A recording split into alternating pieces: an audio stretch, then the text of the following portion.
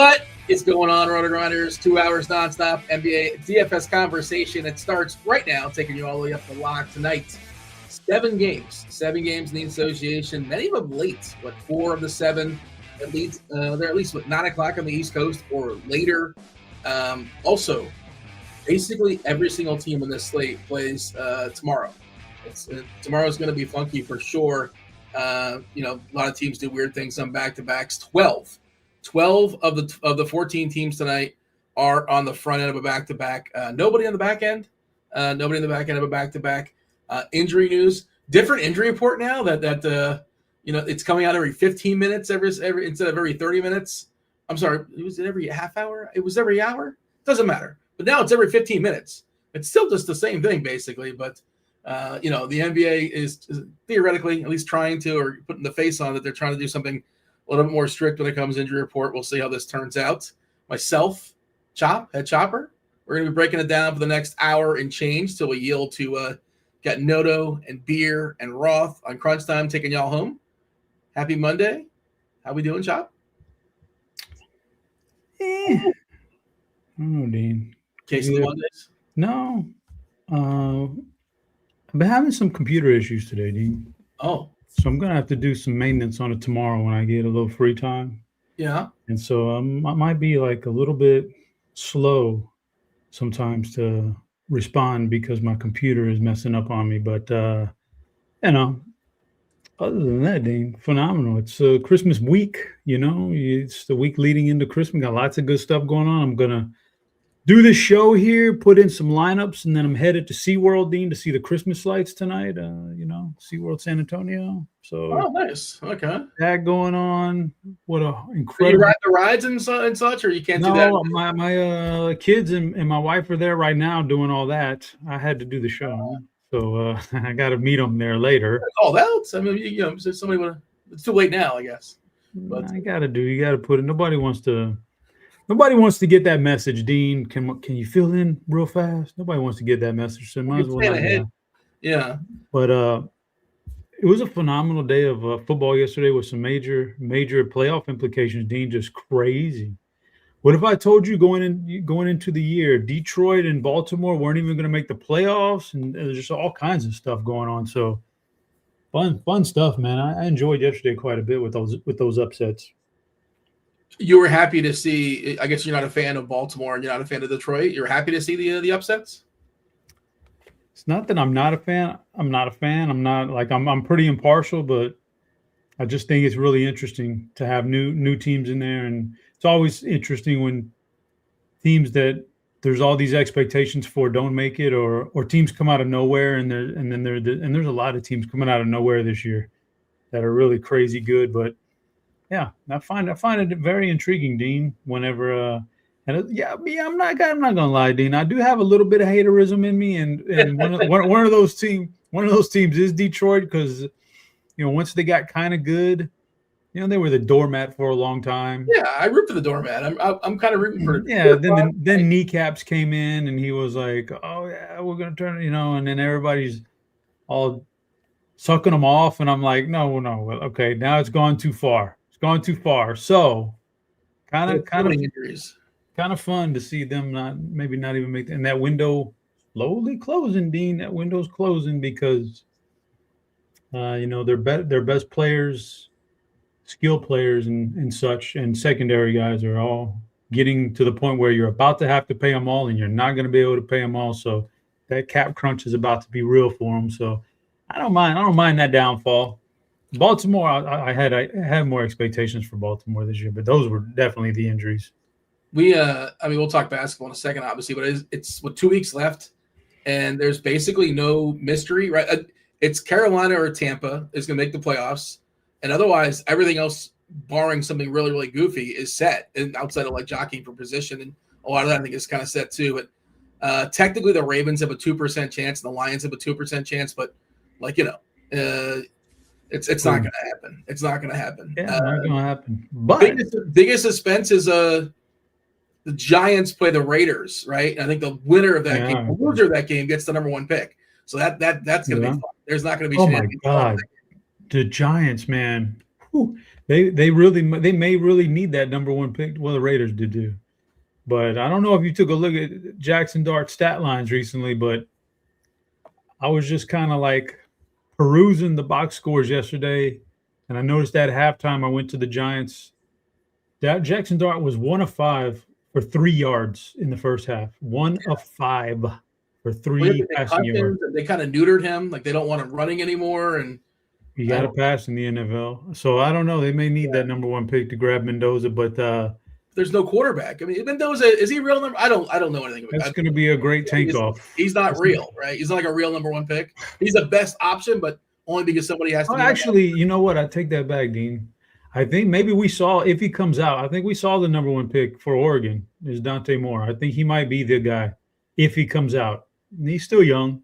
Is he number one worthy, or he's just like the best? No, he's number one worthy. He's only 20 years old. He'd be like, like Trey Lance kind of age thing going on, except he's actually good, can stand in the pocket and pass. No, he's good. Yeah, I don't know. Fun stuff. The great tank off. Love the tank offs at the end of the year and all the playoff jockeying for positions. Going to be fun because it's wide open in the playoffs. But, I don't know. Had some fun yesterday watching the games. All right, let's dive in as far as tonight's 7-gamer in the association. Who do we have our eye on as far as body parts? Who's questionable, who's not? A lot of news already coming on through. Dallas, Cooper Flagg did practice. He's officially questionable. Max Christie did not practice. He's also questionable for Dallas. Klay Thompson officially in. Herb Jones has that head. He got hit in the head. He's good to go. He's available tonight. Lauri Markkanen, speaking of tanking, Utah, they're going to let him play tonight because they're in Denver, and I guess they assume they're going to lose anyway. I don't know. But yeah, they're going to let him play tonight because they removed this fake injury. He is available for Utah. Peyton Watson's officially questionable. Memphis, a lot of guys already ruled out. OKC, a lot of guys ruled out, and potentially Aaron Wiggins will get added to that list. Some OKC cheapies.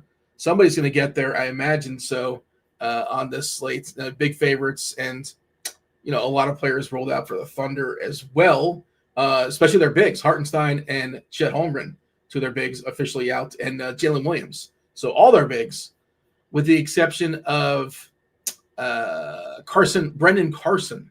He's a 3K cheapie. Kenrich Williams. And Memphis is a team you can kind of go small against, I guess, with Santi Aldama, presumably starting the other side with the absence of their big. So going to be interesting. I think that's one of the places to look for some value tonight. I'm not really sure who it's going to be. And especially if Wiggins gets ruled out, they will be down to 10 bodies versus the Grizz. Anything big picture you want to say, Chop? Anything you're waiting for as far as injury stuff? Both these sites, even DK, including every single game in the slate.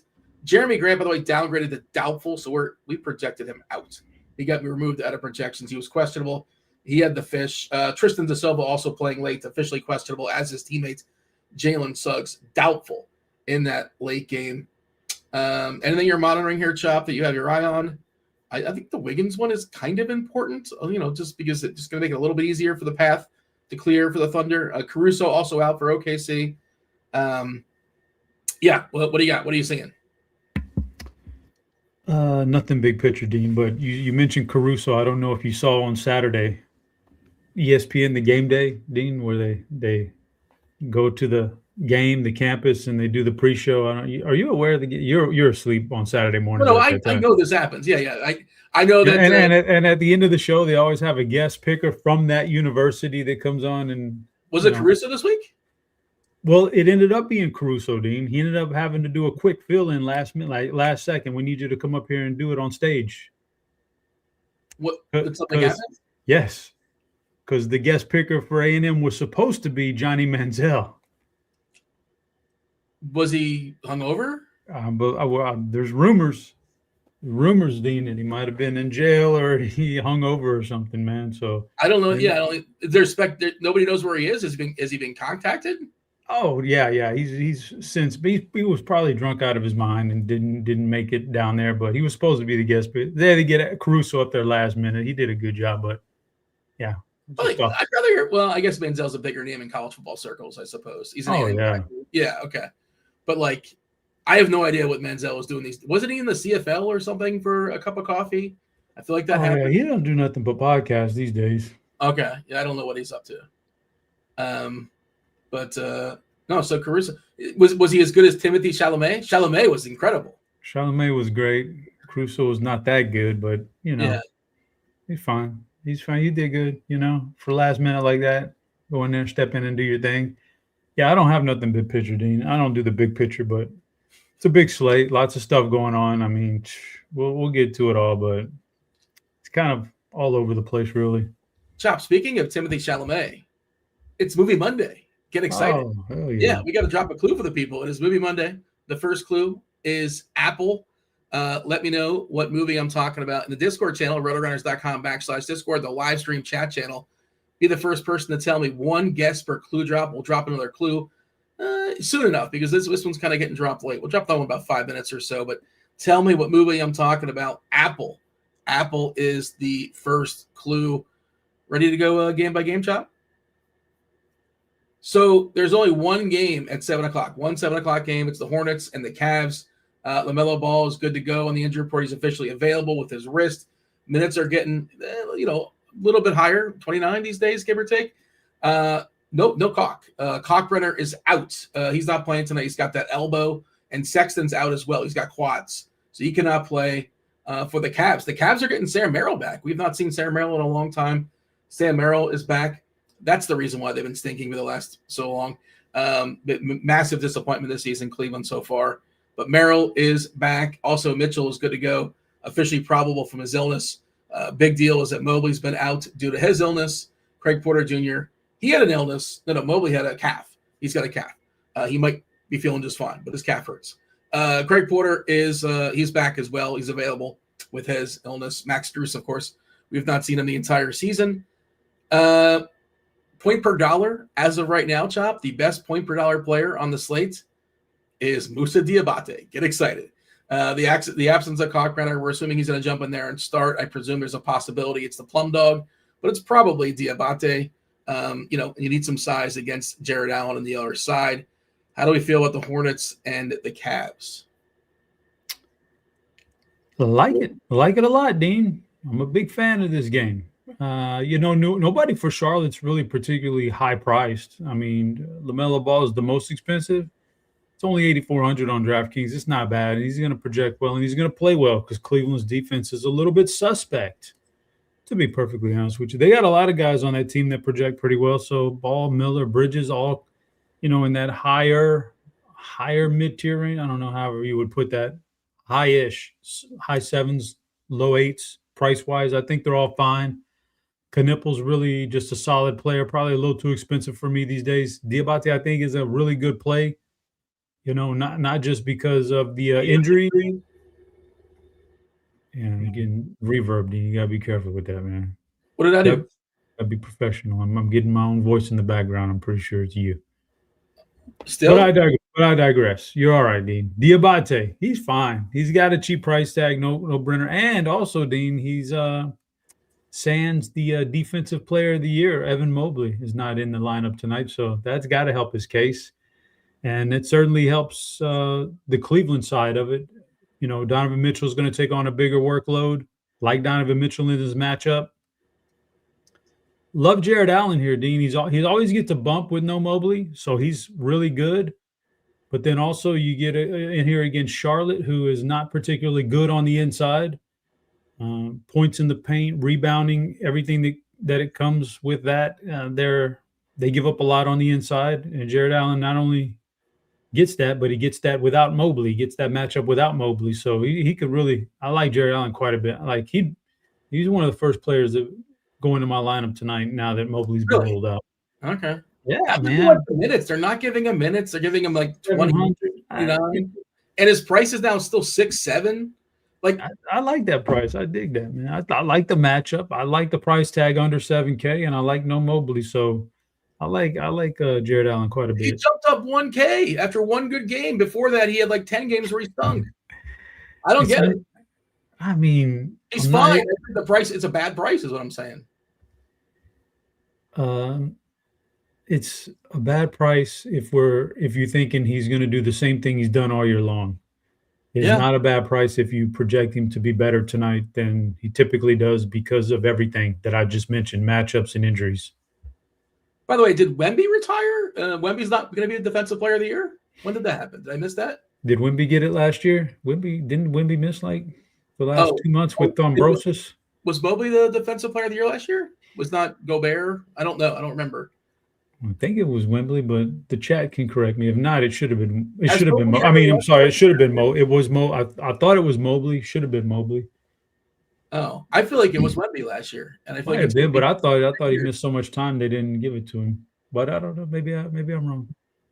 Maybe that was just my own personal awards that I give out. That I give out him. Was Wemby. DK Metcalf suspended for the rest of the season? No way. That's what. Come on, man. Oh well, Baltimore might be alive then, man. You never know. Oh, is that because of the incident with the fan? Hell yeah. I didn't realize that's not where my mind went first went. I wasn't sure what it was. Well, Brad said there's just 2 games, right? And isn't Pittsburgh? They're essentially in anyway. They're essentially in. No, Dean, no. This is big. This is big time, Dean. Whoever does not win that division probably doesn't make the playoffs between Pittsburgh and Baltimore. I don't think that you could lose that division and make a wild card. Here's what I'm telling you, Chop. There's a website called playoffstatus.com, and they give you the current odds to make the first round. Okay. The Steelers have a 98% chance. But you want to know why they have a 98% chance? Is because they got like a 2-game lead in the division, not because they have a wild card. Because they have a 2-game lead in the division with 2 games to go. So it seems like a virtual lie. What I'm telling you is, so I don't have it in front of me because my computer's messing up. I think they play Baltimore the last game of the year. So Baltimore can automatically help themselves in that game. Baltimore has to fade 1 win out of Pittsburgh. That would be next week at Cleveland, I believe it is. Without Metcalf now, that game is no longer a foregone conclusion, is what I'm saying. So if you're telling me 98%, I'm telling you that's got to be false. And you could lay some money on Baltimore to win that division and even though they're big underdogs to do it, you probably get a really nice payday compared to that 98%. There's no way I would put Pittsburgh at 98% right now. All right. Well, it's not factoring in the Metcalf thing, whatever, how much that changes the news. Anything else as far as Charlotte and Cleveland? No, I think we're good. I think we're good on that one. All right. Game 2 of 7, the only game at 7:30, the only game in the 7:30 block. By the way, Cleveland, Charlotte, that is the first half of the Peacock doubleheader. Indiana and Boston. Boston, 226.5 total. Boston is a 12-point favorite here versus the Pacers. Furphy is available for Indiana. TJ McConnell, no Timothy John. He's out with a knee. Naismith still out. Shepard still out.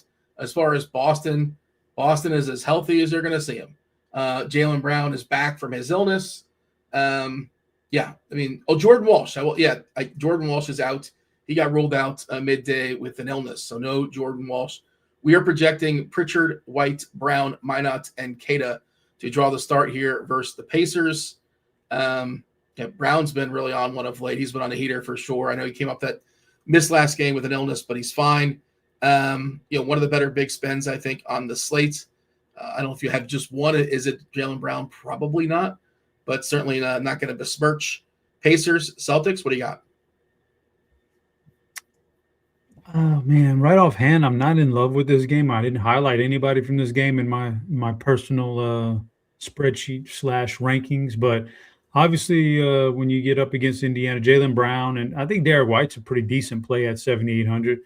Jaylen Brown's a little pricey, but he's awesome, and then the rest of these guys are just kind of like 7K. Peyton Pritchard doesn't really move the needle for me too much, it's quite a bit. And then the other guys are not really anything special for Indiana. Siakam is their best player. He's fine, but 8,300. Then you get down to some good salaries, like Andrew Nembhard is fine at 63. I'm just not highlighting anybody from this game necessarily. with one lineup, if you're running one lineup, you got to find reasons to kind of like remove guys from your player pool and make it a little bit easier on yourself. And so for me, this is one of those games that just don't jump off to me. It's a big spread. I believe it's double digits on the spread. So like automatically that's kind of a red flag for that stuff. And so, yeah, I don't know. Maybe Derek White, if I was rank them in this game, Derek White, Andrew Nimhart based on salary, then Jaylen Brown, the studs Brown and Siakam. Just not a lot of those other smaller players in this game for me. All right. Yeah, nobody really projecting for a ton of ownership here in this game, as you kind of alluded to on DK. The most popular play is Nemhard right now. We have it 12%. Everybody on Boston is in the single digits. Brown at 9%. FanDuel, pretty similar. Simons, kind of surprisingly, at 15%. BC's pretty cheap over there, 4.5K. Pritchard at 14%. Kata, center and center only, so it's tough to get to him. And we're giving him 26 minutes. Who did we see last game jump in, take a few extra minutes? Luka Garza. Wouldn't assume that's going to continue going forward. It's always kind of a pretty fluid with the Boston big men, amongst Hugo Gonzalez and, Minot. Kata seems to be the most safe. I don't think you necessarily need any of them today. Let's give a second clue to the people, Chop. Second clue today for Movie Monday. The answer is not Killers of the Flower Moon or The Godfather or The Hunger Games. A lot of guesses coming on through. In the Discord channel, good guess, Good Will Hunting. It's not Good Will Hunting. Producer Steve, I sent it to him before the show. He guessed Snow White. It is not Snow White. Or Don't Tell Mom the Babysitter is Dead. All right. Second clue, Chop, is loss. Loss. That is the second clue. Chop, you're not. Is your computer too funky? You cannot participate in our little private chat? That's fine. You don't have to play. Dean, I'm trying, but I'm having.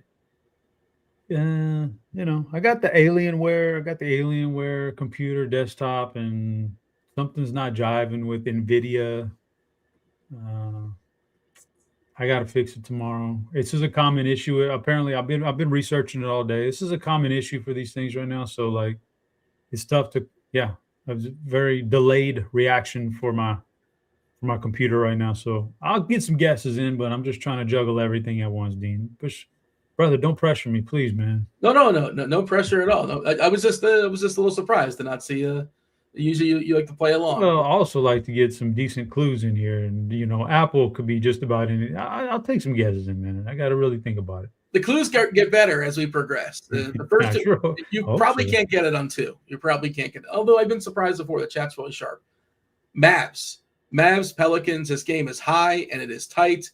241.5 is a total. New Orleans is a 1.5 point favorite here. Again, just a really, really perfect high and tight game. Officially right now, Cooper Flag is questionable. He did practice. We are assuming he's in unless otherwise noted. Max Christie also questionable for Dallas. Klay Thompson officially in with his knee. And the Pelicans are as healthy as they're going to be. Herb Jones available, good to go with that head. And nobody else of notes, of course, DeJounte Murray on the injury report. He's always on the injury report. He's got that Achilles. Maybe we see him later on in the season. But this is as healthy as the Pelicans are going to be. We got Zion coming off the bench. We saw Jordan Poole start the second half last game. We're not projecting that. Fears, Murphy, Herb, Bay, and Queen with Zion and Poole coming off the bench. Cooper Flag, he's really, really impressive, man. He's still in his teens, right? Didn't he just turn 19? Is that what I read? It's wild. He's going to be good. Davis projects really well. Revenge game number 17 for Davis against the Pelicans. I just made that. Oh, it's also a sneaky revenge game for Najee, right? Didn't Najee play for the Pels? I think so. Chop, how do we feel about the Pelicans and the Mavs? I think this is one of the better games on the board, at least the environment, if nothing else. There is definitely some things to be taken away from this game. Yeah, Anthony Davis should be one of the more popular players on the slate for good reason against the Pelicans. So definitely like Anthony Davis.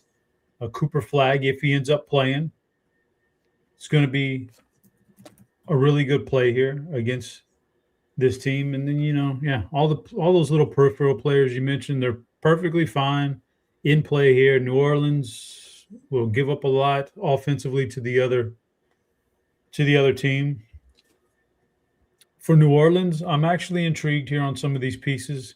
I don't know if you caught that game from who was it? The big steel guy for New Orleans, Herb Jones.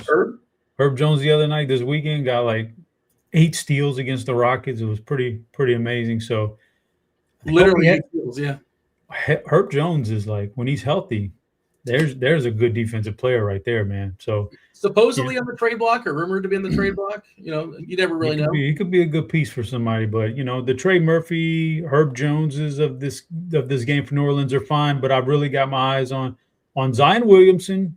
I do like Zion at 7,500, and like with everybody healthier, it's kind of, you never know about Derek Queen these days. But as far as matchup is concerned, it's a really good matchup for Derek Queen because he can really get busy on the inside of the paint, and this is where you're going to be able to score on the Mavs this year, is inside the paint, footwork, back to the basket, and he's got the full around game. He can get his assists too and his rebounds, and they're a fairly weak rebounding team.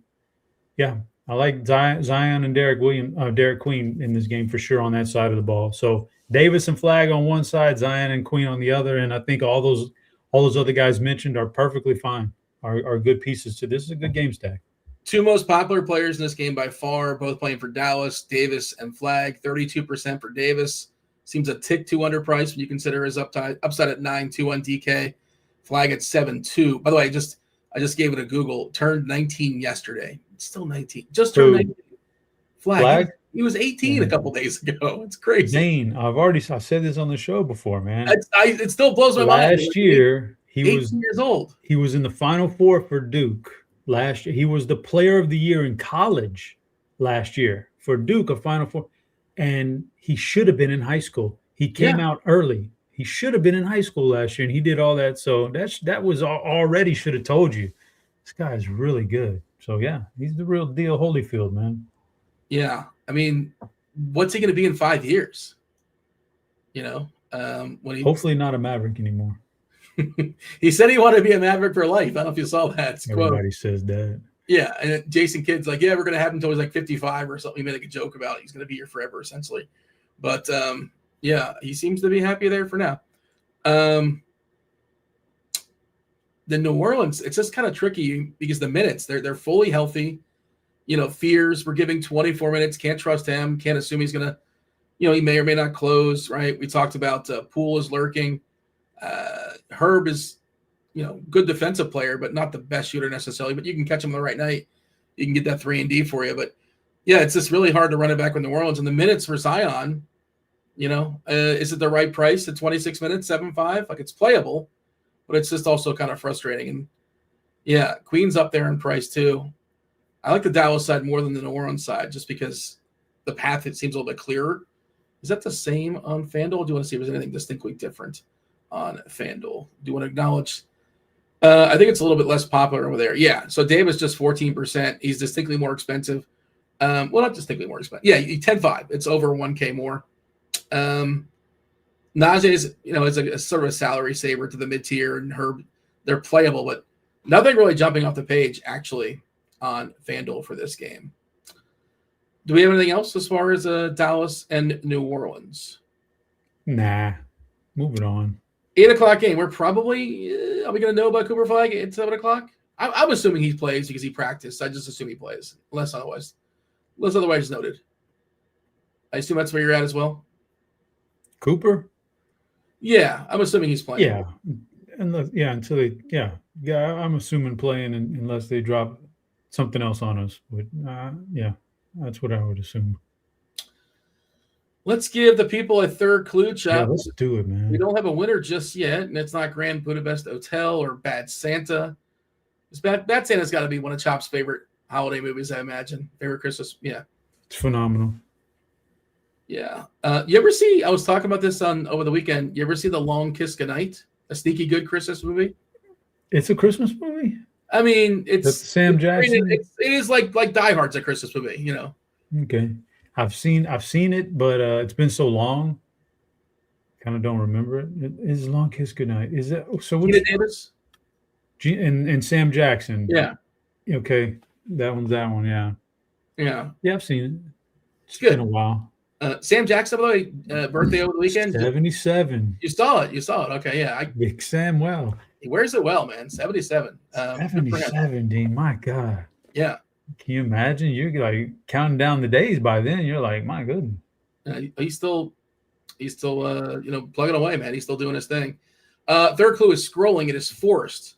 Apple, Loss, and Forests. Another person guessing Good Will Hunting. It is not Good Will Hunting. Or Reindeer Games. That's a bad Christmas movie, right? That's the Ben Affleck. Oh, movie. That's a good one. I feel like it wasn't good. The twist at the end. I'm not going to spoil it for anybody. The big, yes, there is a couple, but the big one at the end, like, oh man, I'm not going to spoil it. But did they rob a casino in that movie? Yes, they tried to. Okay. The powwow safe. Oh, come on, Dean. It's been a long time since I've seen it. I know I've seen it, but it's not one that I revisited. Is it? Maybe it's better than I recall. I don't know. But Reindeer Games. Dean, let me give you a guess. I'm not it. That's not it. No. Why would I tell you the name of the movie? It's not. Forest is the clue. So. Oh yeah, you're right. You're right. My bad. I didn't see clue 3. Yeah, Gump is clue number 4. My bad. I was just thinking about Apple and Loss. Yeah, I gotcha. Okay. Jazz and Denver, 250.5 is the total. Feels like one of the bigger totals we've seen this season.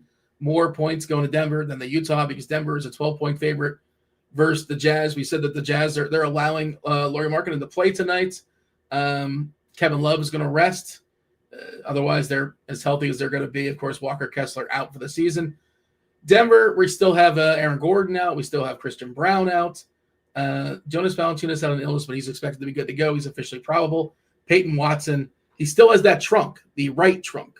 So he's still questionable on the injury report. We're expecting Murray, Johnson, Jones, Watson, and Joker to start. But again, we may lose Watson due to his trunk. Yeah. Do we have the salary for the Joker tonight? He's always incredible. This matchup versus Utah, spectacular. Chef's kiss. Yeah, like how much are we prioritizing Joker? I'm not prioritizing him that much, although he's a fantastic play and odds-on favorite to be the highest scorer on the slate. But, I mean, the salary is a lot, and there's a couple other guys who are going to play really well and score a lot of points for a little bit cheaper, and I kind of prefer those guys. One of them we just talked about, probably Anthony Davis. And then another one we haven't talked about yet, we'll talk about later. But so yeah, Jokic is good if you can afford that. But also on a slate that's got some, what is it, 6 or 7 games? Like 7. I don't necessarily want to load up on one team. I kind of want to spread things around a little bit. And I've already got my eyeballs on some other nuggets that I would rather play, that I want to play. So I don't want to go like, I don't know. I haven't done. Wish I had a button I could push and it just gave me all the information. How many times Jokic and Murray together, go off in the same game kind of a thing. I don't know. But I like Jamal Murray tonight. So I want to play Murray. And I have a little bit of love for Cam Johnson too because of the price tag. So do I really want to go Murray, Johnson, and Jokic? I don't know how often they all three get there. But I do like Murray a lot tonight in this matchup against a terrible three-point shooting defense, and this is one of the best three-point shooters in the NBA this year, having a great year and over 40% clip and takes the most volume on the team on the three-point range. Jamal Murray's one of my favorite plays tonight. So because I like him so much, I kind of don't want to double down on Jokic too. Those are 2 big-time salaries in the same team. I don't want to do that. And on the run back there's a lot of solid players from Utah, but I think the one who's going to get the most love ownership-wise and probably for good reason is Isaiah Collier. He's a solid play, good price tag on the bring back. And, I like this game. Murray, Cameron Johnson, Isaiah Collier, all solid players, man. If this game blows out, does Collier mop? Like Clayton? Like they only have 6 guys on the bench. We're currently starting Svi. You never really know what they're doing with Svi, but we're currently starting him alongside Markkanen. Because I would like Collier if he's a mopper, because and also Denver tends to just not blow teams out when they should. especially when Joker leaves the game. That their bench is not spectacular. They're without 2 of their regulars, obviously, possibly 3 of the regulars if Watson doesn't go. We've seen Keontae George be awesome, but the price is really, really tough. Markkanen's back as well, which I assume wouldn't help him. Joker facing his old team. You remember, Chop, you're old enough. I'm old enough. People in chat know. Remember Joker used to back up Yusuf Nurkic in Denver? Remember this? Well, I remember. I thought you were saying Jokic facing his old teammate. Yeah, he said his old team. Nurkic was the starter. Am I making this up? No, you're right. I thought you said his old team. I didn't hear the mate. Yeah, no, man, that was the big decision point. And a lot of people were like, no, you got to keep Nurkic. He's so good. A lot of people were saying that, and man, boy, they made the right decision. But yeah, I don't know if that,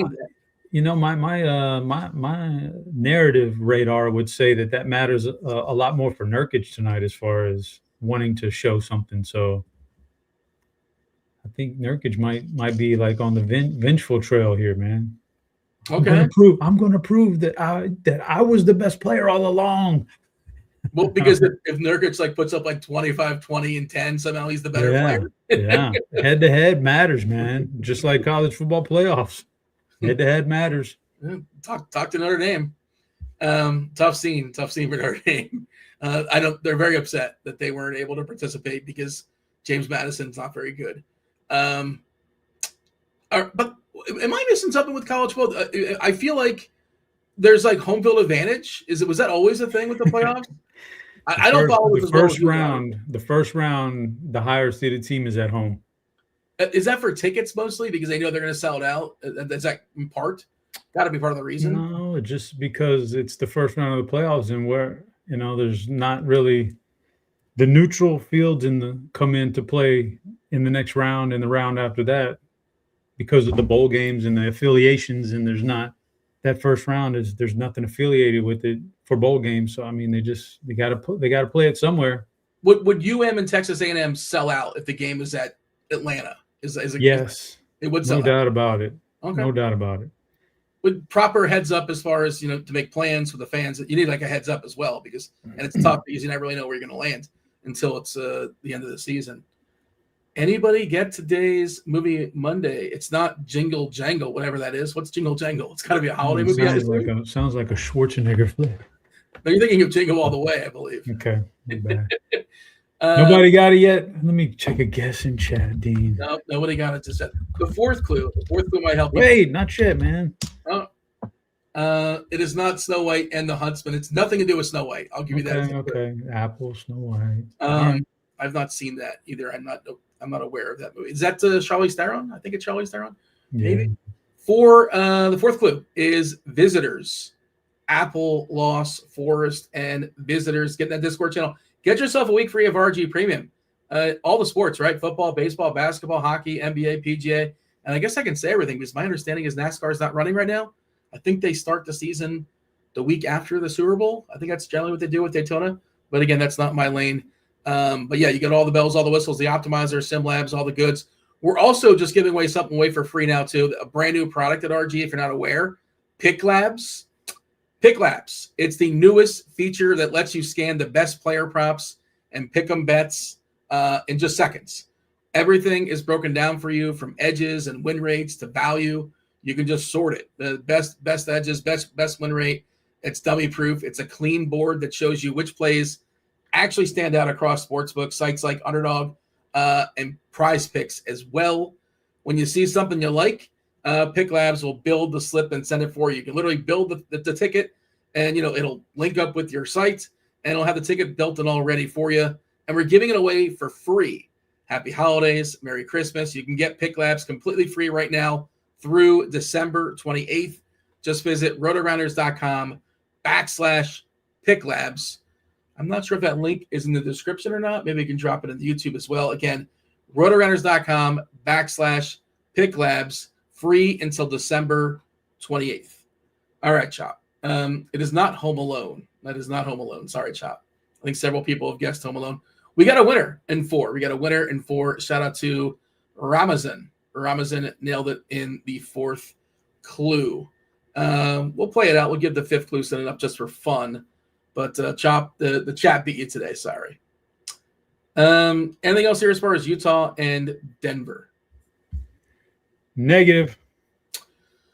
All right. That was a 9 o'clock game. That's got its own window. 9:30. Memphis, OKC. Have we had any news, by the way? I've seen no news drop, right? Really no news just yet? Yeah. Just trying to keep an eye on the socials and nothing going on news-wise just yet. Memphis, the Grizz. The Grizz at OKC, 233.5 is the total OKC. Have they lost their last two games or lost two of their last three? Suddenly slumping. The Thunder, they lost to Minnesota and they lost to San Antonio, right? Was it San Antonio that beat them? I think it was San Antonio that beat them in the Cup. Grizzlies probably not beating the Thunder tonight. 15-point dogs, despite the fact that OKC is without Alex Caruso. He's got that middle finger. Hartenstein, one of their bigs. Holmgren, one of their bigs. And Jalen Williams, the bad Jalen Williams, also out with his heel. Wiggins, Aaron Wiggins. Aaron Wiggins has an adductor, so he's officially questionable. They are without, 4 regulars tonight. Memphis, Brandon Clark is already injured again. What a bummer for him. He's got a calf. Zach Edey, we're not going to see him for a while. Ty Jerome, we haven't seen him all season long. John Conchara's got that thumb. John Morant's got an ankle. Have we seen Scottie Pippen this season? I'm not sure if we have, but he still has that toe. And no Vince Williams. Man, Memphis just forever. Every year, their injury report is always ludicrous.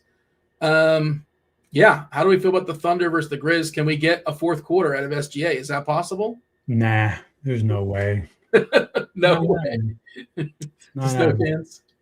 It's Memphis, and they're on the road, and it's another blowout. And no matter how you cut the mustard, it's a blowout. But for the Memphis side, I mean, you can certainly look at Cam Spencer, who's been red hot. So you look at Cam Spencer, but that's about the only thing I would look at. I do think it's a blowout, and because of that, I'm not as interested in SGA or, as you would say, the good Jalen Williams. But I think that's a little disrespectful to the other guy. But well, one's got to be the good one, right? You know who I'm talking about. They can both be really good, but one is distinctly better than the other one. Both can beat me, like in a game of 21. But yeah. But so I'm not interested in those higher priced guys because of the blowout factor. Yeah, they must. Somebody must be delivering something. My dog's going crazy over there. A lot of Christmas stuff coming these days, Dean. Like, everything's showing up? There you go. But when you get down to the cheap salary on OKC, boom, yeah. Now we can play these guys even in a little bit of a blowout because you don't have to have the full run to get there at these cheap salaries like Mitchell at 4,900. I think it's a solid play. Isaiah Joe, I think I talked about him a couple weeks ago. You love Isaiah Joe. He's got to make his threes. Yeah, threes, man. And you're playing Memphis, and you're going to get a little extra run. Why not? Yeah, take a shot. Listen, little known thing for GPP's large field, you take shots on three-point shooters, and yes, you're probably going to lose. But, man, when those guys get hot and they have that good game, that's how you win, too. It's not that in the middle just making a safe team sometimes. You got to take chances. So, and then you mentioned all the big guys being out. Kenrich Williams at 3,200's probably a really good play tonight, even in a blowout. So and you play the power forward, which I like. Yeah, there you go. You got I think I wrote on the survey this morning before all this shenanigans with rule outs and everything that I didn't necessarily love this game because I'm trying to, with one lineup, I'm looking to get guys out of my player pools so I can make it easier on myself. Now all these guys kind of got ruled out, and it makes this OKC value a lot better now. So yeah, I don't hate these cheaper OKC guys that I mentioned and some other ones too. And then if you wanted to run it back with Cam Spencer, fine, but I don't think that's necessary. But he'd be my favorite Memphis guy. Is Spencer the better Spencer? Is Memphis Spencer the better Spencer? I don't know. I don't know, Dean. That's a good question. Somebody asked that in chat. And can I say the good Spencer or the bad? Is it Pat or is it Cam? I just think Pat's older, right? So he's probably the older brother syndrome. I figure you might have some insight as far as their college days. I got nothing in their college. But they're both like mirror images of each other. So I don't think there's a good or a bad. So the OKC thing, 11 bodies, possibly down to 10 if we lose Wiggins. And then, like, if we're down to 10, like, some of these, if this game blows out, and if we're playing the blowout angle, like, Brandon Carlson has to close. Isaiah Joe basically has to close. AJ Mitchell almost kind of has to close. I mean, it's probably going to be Youngblood and Barnheiser. I wouldn't necessarily play those dudes, but I like Mitchell as is, and I think there's a chance he gets a little bit more, especially I want to see Wiggins ruled out. We don't know if that's going to happen. We're just giving Williams, Kenrich 22 minutes.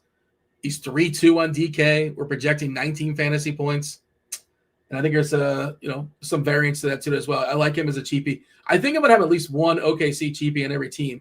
And I've heard the theory like one gets there and everybody else doesn't, but it's a little bit different today because of how thin they are. Where did you hear that from, Dean? From you. Okay. Yeah, I was kind of implied that I hear you say it all the time. And I could one of them be very, very useful today amongst Williams, Mitchell, Joe, and they're all so cheap. Even Carlson. Carlson we're giving 19 minutes to. He's a true big, like as far as height, he's 7 feet tall. He'll be the biggest guy in the court because Memphis is pretty small as well. With Jock Landale coming off the bench, but if they start Aldama, he's a small 5, unless I don't know if they would play him at the 4. Triple J, how would they play 4-5? That way they're 4 and 5. I think Carlson's in the pool. He's a fantasy point per minute guy this season. He can shoot some threes as well. Again, center and center only, so it's a little restricting. And I think on FanDuel, I believe he's center and center only as well. What if you took 2 high-priced players like Jokic and Cunningham, 2 of the best ones, and then you just like did all the cheap under 4K Oklahoma City guy? I bet you that could make a run. I bet that. I don't want more than 3. Like I think you can do 2. I don't know if I want 3. If we lose Wiggins, I think you might be able to do 3. Because like amongst Wallace and Carlson and Mitchell and Joe, I think at least 2 get there, possibly 3. And by the way, Jalen Williams might also be really good today. Like I know we mentioned that we touched on him. He's a little bit expensive, but he'll probably play more minutes at the 5. You got to assume in the absence of Hartenstein and the absence of Chet, if one of this game stays close, I don't know if it will. It probably won't. I don't know, man. It can. The guys they're professional basketball players on Memphis. Anything could happen, but I'd be more interested in playing an angle where it was a blowout and who's going to get the fourth quarter minutes and which of these cheap guys is going to get the fourth quarter minutes. That's the angle I'd be. Well, there's 11 guys, and it might be down to 10 if we lose Wiggins. So you can kind of figure it out. Like Mitchell, Joe, Carlson, Youngblood, Barnheiser is probably the 5. It's not going to be Dort. It could possibly be Kenrich Williams, like instead of one of those others. Those are the 3 guys I'd pick 3 of those, the 3 best of those, and if that's the build, I'm not playing that build. I got one lineup. I'm not messing with that, but. You know what I'm saying? The lineups are fluid. You got to change it as information comes in. If we lose, well, I'm just thinking about a certain construction. Is all I'm telling you. Like 2 or 3 high-priced guys. How do we fit them in on this slate? Well, you could take a bunch of OKC cheapies, and they don't all necessarily have to get there because if one of these guys at less than 3,900 blows up, you're in the driver's seat if it's a guy that's not very popular, which they won't all be very popular. Yeah, I don't know. In that lineup, you can also have, if you're looking for cheapies, I know it's chalky, but Diabate. And then you're also kind of running out of center spots. That's the tricky part. Center and utility only have 2 of those on DK, one only. We're assuming that Diabate is going to draw the start there, the absence of Kalk. All right. Anything else as far as this game, or shall we scoot along? Well, I think we can move along here, even though we got a lot of time, Dean. I would say that I don't know. They did OKC did get beat their last game, so maybe they do come out with like a little, that fire in their belly and and SGA because Paul says SGA and Jay Will going off. Yeah, what if they might come out with a little fire in their belly after getting beat by Minnesota in such an emotional game. And so, did you catch that game? That was a really good game. I caught some of it. I saw emotions were flying. Emotions were flying high, Dean. Yeah, so maybe they come out and they catch some fire tonight, and they both put up like 30 plus real life points before they exit the game. OKC has lost more games in their last 3 games than their first whatever number of games before that. Actually, I can do the math. Their first 25 games, they were 24-1. So the math wasn't proved to not be that tricky. By the way, Chop, here's a little game for you. Don't we usually have this as far as what game tonight, according to ESPN, according to the ticket link on ESPN, what game tonight is the cheapest ticket? There's 7 games. We're in Portland, Golden State, OKC, Denver, New Orleans, Boston. What's the cheapest ticket? Which game and how much is it? I mean, right offhand, I would say New Orleans. And I mean, you could probably get in the door for less than $10, but I don't know. Before fees and all that nonsense. Yeah. Yeah. I would have guessed New Orleans too. They're the second cheapest. Actually, third. It's Portland, $21. New Orleans, $23. Cleveland, $14. It's the Hornets. It's Cleveland scuffling. $14 to get. I mean, you hit it with the service fees. It's like $40 at the end of it, or whatever it is, and you're up in the nosebleeds, I imagine. But yeah, there you go. Chad was guessing New Orleans as well, and that's what would my lean. The Smoothie, is it still called the Smoothie King Center or whatever? I think it's still a Smoothie King something, right? All right, it's the Magic and the Warriors, 227.5. You ever been to Smoothie King? They got some good smoothies. Center, the establishment. No, the store where you buy smoothies. Smoothies was like a huge deal like 20 years ago. It had a moment. I feel like it's, if smoothies were like a stock, I feel like the stock has dropped in the last 15 years. Am I wrong in saying that? I think you got to be probably very, very wrong. I think smoothies is just as popular as it's ever been, and there's Smoothie Kings all over the place now. I feel like they're struggling. People don't talk about Smoothie Kings, but maybe I'm wrong. I feel like that franchise is probably as well. Smoothie King and smoothies is different. Smoothie King, maybe they're struggling because more people are doing smoothies at home because it's so easy to do, which is what we do because, you can't afford a $7 smoothie every time you want a smoothie. So maybe the King is struggling, but the idea of a smoothie is very much in vogue right now. So, yeah, but I do like a Smoothie King. I've been there a couple times, and you get the banana peanut butter smoothie shake or whatever with a little extra protein. Yeah, man. That's the go-to? Sure, something like that. You got to look at the menu. It's very complex. Kirkwood mentioning Orange Julius. I think it's another one. Orange Julius still in existence? Is that still a thing? It had a moment for sure. All right, so it's the Warriors. They're at home versus the Magic. The Magic are 7-point favorites. This is 3 hours into the slate, this game, and DK did include it as well as FanDuel, of course. As far as who's in and who's out, we're Orlando a little bit dicey with their injury report. De Silva is still questionable, and Suggs officially doubtful. All the Wagners, anybody named Wagner, is not playing tonight. Both Moritz and Franz. The Warriors are super healthy, right? Curry's out. Seth Curry is out. He's got a butt, so he's not playing tonight. And, of course, Al Horford still out as well. But anybody really of note for Golden State, is available. You look at their players available, they have like 15 guys. I think they have literally 15 guys that are going to dress according to our projections, or according to the starting lineups page. I wouldn't say they're all going to play. They're all projected to play. Kuminga, jeez, that's what a disaster. Great job handling that there, Golden State. How do I feel about the Warriors and the Magic?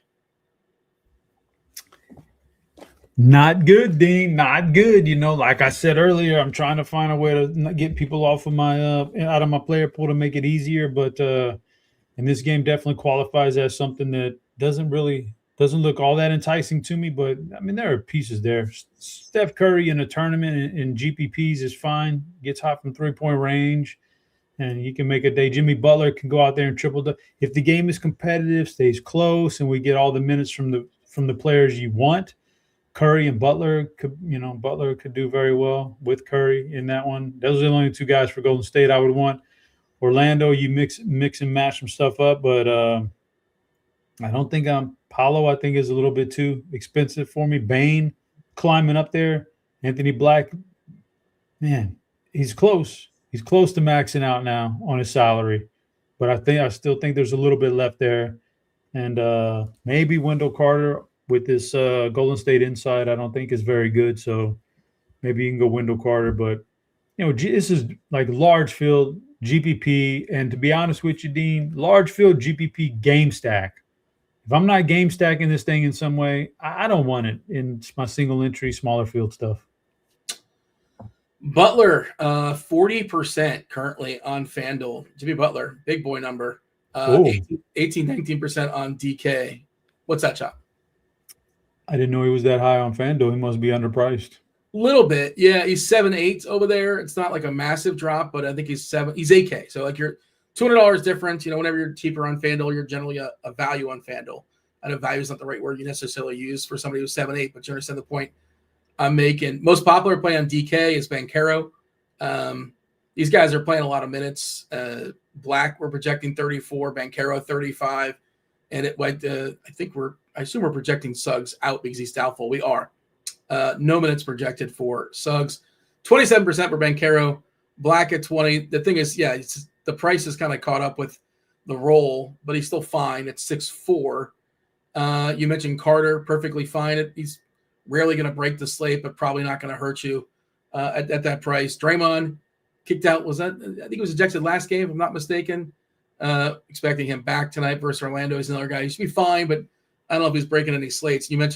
I believe you mentioned Desmond Bane up to 7.9 these days. Fine. You mentioned this is like a game stack for you or nothing, essentially, is the strategy? Yeah. There's a lot of paths in which this game is total garbage. So in the one path where it stays close and the Warriors players get the minutes too, in addition to Orlando, I think it's a good game stack. Otherwise, I don't want it. All right, there's one game left. It is interesting. Seth Curry. Now I'm saying it. Steph Curry is like the 7th, 8th, 9th most popular player in this game. According to ownership. Obviously, salary is the reason why. He's always just a tick too expensive for my liking. 9-1 on FanDuel. You currently have him at 3%. You catch him on the right night, he drops 10 threes. You never really know when that's going to happen, but certainly he can break some slates. But they're kind of few and far between for me. Curry seems a little bit overpriced. 9K on DK, a little bit better at 9K. You get the 3-point bonus as well, coming in at 9%. But by far, 7th, 8th most popular player in this game.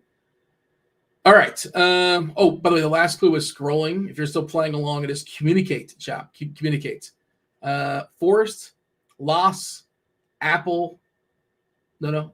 I'm doing it out of order. Forest, Lost, Apple, Visitors, and communicate in the last one. Yeah, that last one is communicate. We already have a winner, though. Ramazan in the live stream chat took it down in 4 clues. We might actually have time for questions as well, Chop. We normally don't have time for questions, but we've been really efficient with our analysis.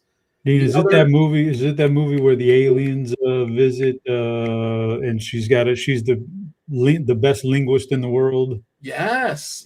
Look at you. You're on it. Yeah. Amy Adams Apple. Amy Adams. Oh, golly! Now I wouldn't.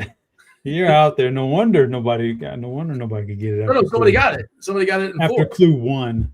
Well, yeah, it's the first clue. We're not just that's a throwaway clue. We're not just giving away premium, but Amy Adams Apple. It's a rival. The second clue is loss. She suffered a big loss in that movie. Third clue, I gave you one of the main actors in the movie right there. Clue number 3, Forrest. Not Forrest Gump, but Forrest Whitaker. Come on. Yeah, okay.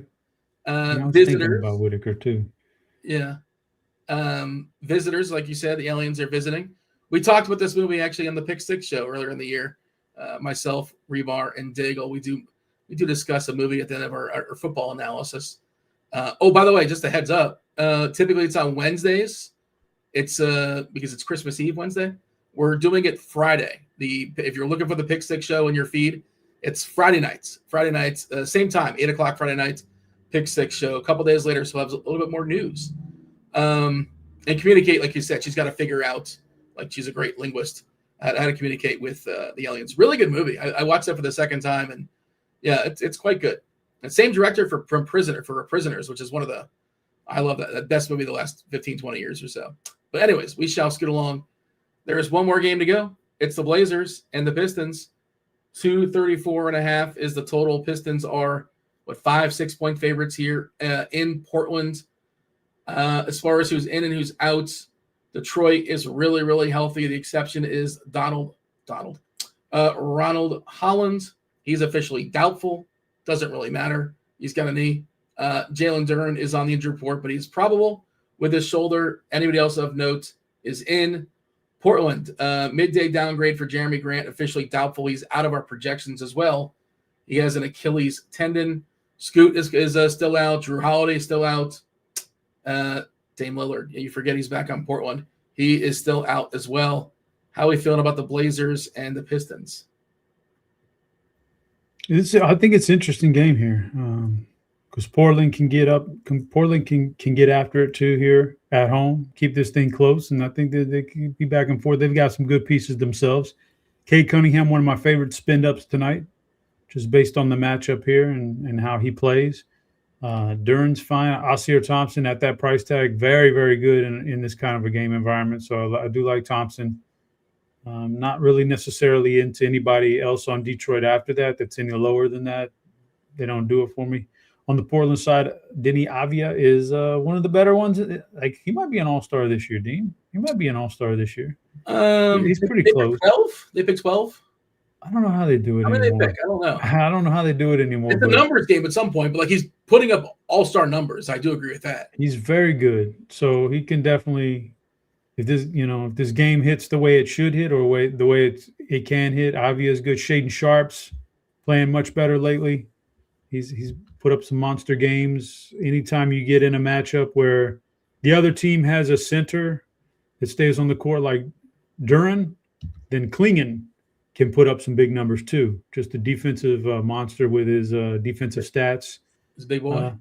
Just, some good pieces here in this game. I do like this game also as I think you could one-off some of these guys in your lineup if you're trying to spread your exposure around, or I think you can stack several of these people in a lineup for a GPP. I think it's a really good game. It's 12 on 12 is what I'm seeing. Well, not at the same time.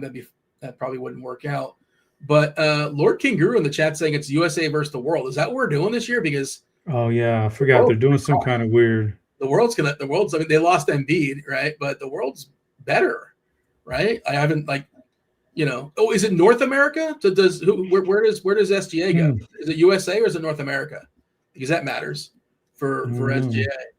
I don't know, but I did hear that they are changing that format to go something like that this year. Make it Luka, Giannis, Joker. I mean, the last year's format was stupid. They're trying to any gimmick possible. I'm being told that it's USA. Okay, so SGA as well. And Denny Avdia is he's European, right? So I think is he Israeli? I don't think it's gonna be tougher possibly to make it to be on the world team. By the way, Mitchell officially in, no surprise there with the illness. Sam Merrill officially available too. We have not seen him for a while. Craig Porter also available. All those guys available as we suspected for Cleveland. You didn't mention Harris, and I understand why, but he is the most popular guy just because of salary. He's 4.9 on DK chop. Tobias Harris.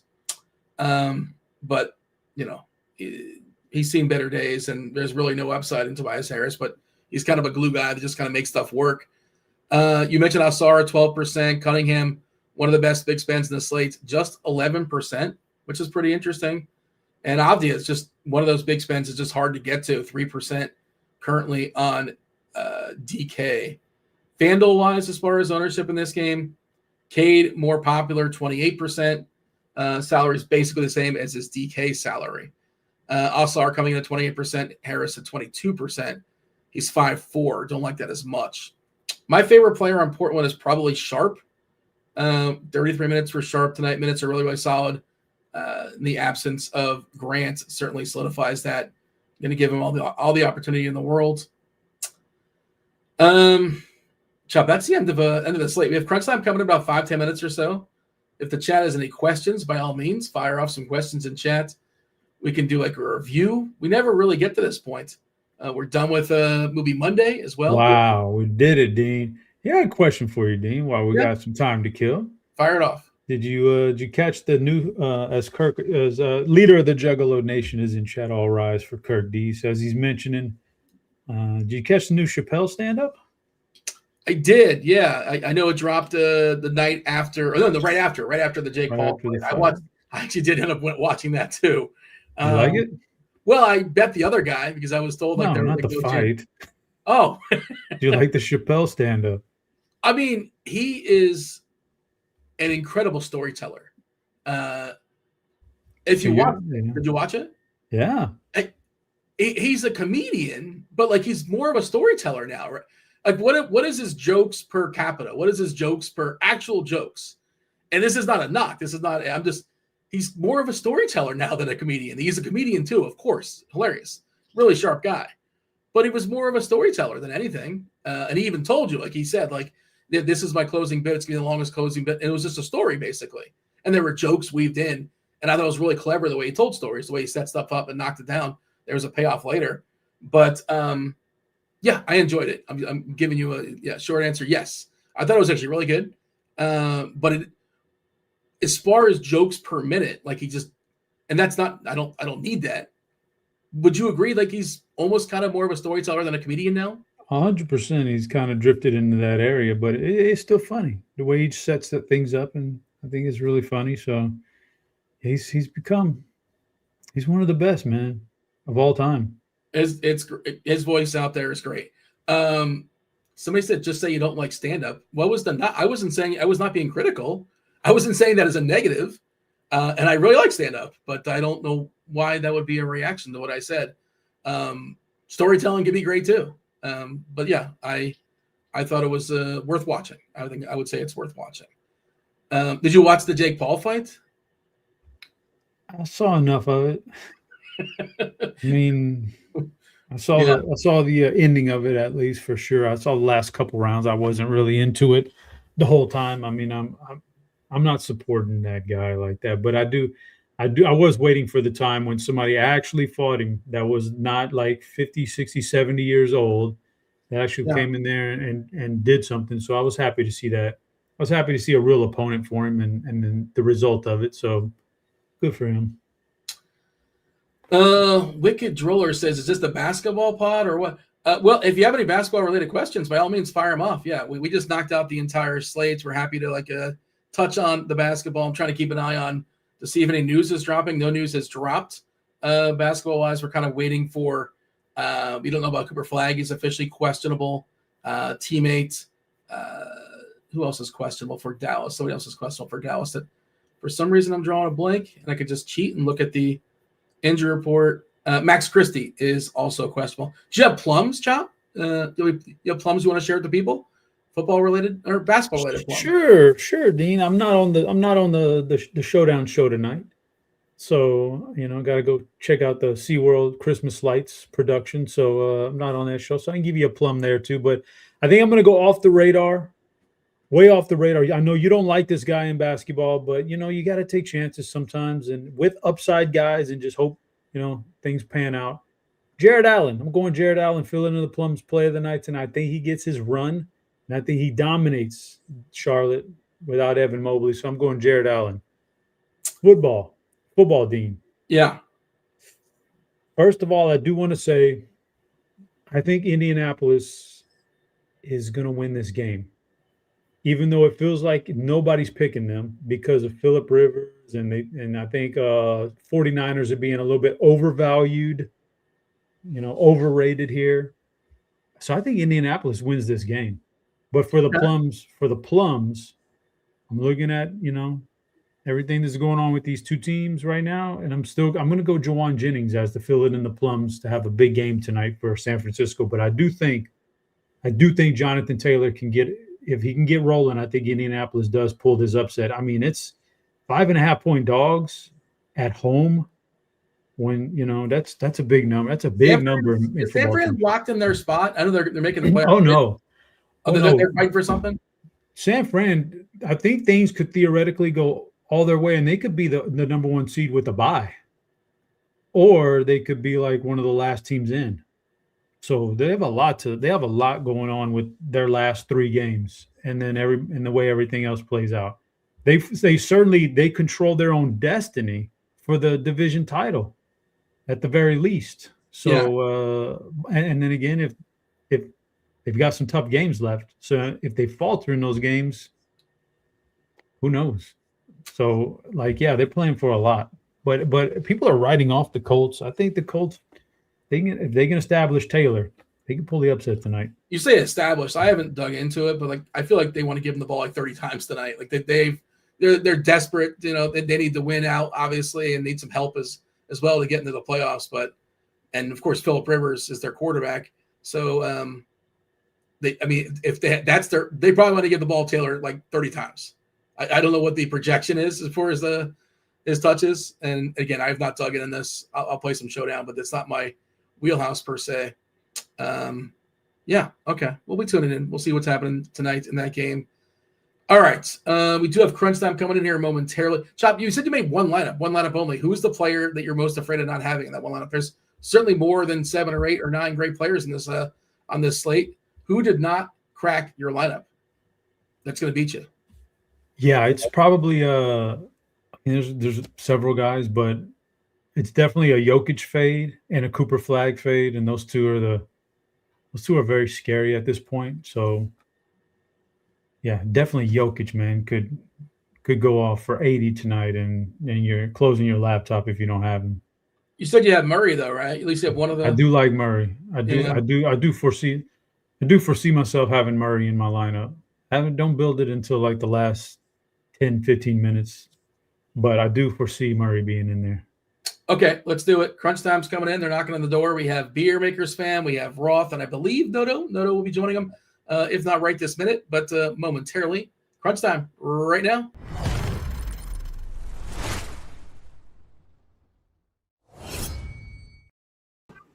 Is it a Pacifico Monday? Is that no longer a thing, Roth? Is that happening tonight or not tonight? Not tonight. It's not a thing, but it hasn't been a thing in a minute. I don't know. Sometimes you're just not feeling it. Lately, I haven't been feeling it. All right. No pressure. No. The chat was mentioning it. I figured I'd throw it out to you. And just otherwise, everything good. How's Monday treating you? Everything all right, Roth? It's good. It's 85 degrees all week here in Houston, which is weird because it's Christmas. But also, I went fishing with my kids, and I was like, you know what? This is not so bad after all. So it's been pretty good. Did we catch anything? Come on, Dean. It's me. No, I didn't catch anything. Yeah, I remember we had you on a live stream. I don't know. You were on a boat. I don't think you were actually fishing, though, right? Were you fishing and plotting at the same time and hosting at the same time? I was, and literally as soon as the show ended, when I was on the boat, I caught a legitimate redfish, just as the show ended. It would have been the greatest moment in Crunch Time history to live reel in a keeper red. And we were off by 2 minutes. Ah, so close. Beer, I saw you shaking your head when Roth was giving the temperature. How cold are we up there in Wisconsin? Michigan? I mean, it's not too bad. I can't complain. So it's probably 30s today. So, that's warm for us here in Michigan. So I would much rather have 80s and be fishing, but I would have the Pacifico. I have not reached the Roth status yet. You just kind of get sick of it, and I haven't gotten there yet. So we'll be cracking some cold ones here shortly. But I mean, I'm getting back at it soon. Don't worry. Oh, I know. I got faith. I'm not worried about you. Yeah. We got Noto in here as well. Noto's all bundled up. Do we have the heat on, Noto? What temperature are we at right now in Utah? It's actually pretty warm. It's 50, which is pretty rare for this time of year. But yeah, got the Christmas hoodie on right now. How we guys doing? We're doing all right. Myself and Chopper are stepping aside. We're gonna make way for yourself and Beer. You got 42 minutes to knock out the slate. Chop, you got anything else? Just you want to get out of here? You want to go to SeaWorld, right? Yeah, for sure. That was Chop. SeaWorld. What's that? SeaWorld. Christmas light time of year. Okay. All right. Clark Griswold. Get the perks of my oldest son works at SeaWorld. He gets us in free. Why not? Oh, there you go. Not bad. He's a go-getter, man. He gets off his ass and goes and works. That's a good kid, right? It sure You know, is. yeah, kids want to lay in bed and play games all day. Absolutely. He I does it. got one of those. 1 out of 3 ain't bad so far. That's a good percentage It these days. sure is. Hall of Famer, man. Oh, yeah, I'm hitting 333, so. That was Chop. I was Dean. Hit the like button. Do subscribe. Do turn on those notifications. Do not go anywhere. You got 40 minutes of crunch time with Noto and Beer and Roth. Roth, take it away. Good stuff as always. Welcome to it. You know the drill. It's crunch time. It's two of the sharpest minds in the industry. I got Beer and Noto in the house. Beer, you doing good, man? Doing good, brother. Holidays around the corner, always a fun time. So getting ready for all that. And, you know, like we talk about this time of the year, the sports is amazing. You know, college football, NFL seems like it's every day. You know, we did Christmas NFL this year, and, you know, basketball, obviously, the hockey fans. It was just a lot going on. So I love this time of year. I'm a big Christmas guy, definitely my favorite holiday. So all good here, brother. Yeah, we've had some awesome NFL games lately well. It makes it even more fun. I got Noto in the house. Noto, how you doing? Yeah, doing good. This is day number 1 of no school for the kiddos. So day number 1 of entertaining them for the next 3 weeks. But yeah, doing good over here and excited for Christmas, excited for all the cool slates. Yeah, love having NBA and NFL on Christmas this year. Very good. Well, I hear we might have some connections at SeaWorld if you're looking to entertain. So you hop on a flight to San Antonio. Maybe Chop can hook you up as well. Did like what I'm seeing in the chat from Nate817. He says, no, wait, that's not what I was looking for. What was I looking for? Oh, there we go. It was, let's get some of that Christmas money back. And yeah, buying gifts for everybody. Tonight's the night. We win it all back. Let's go.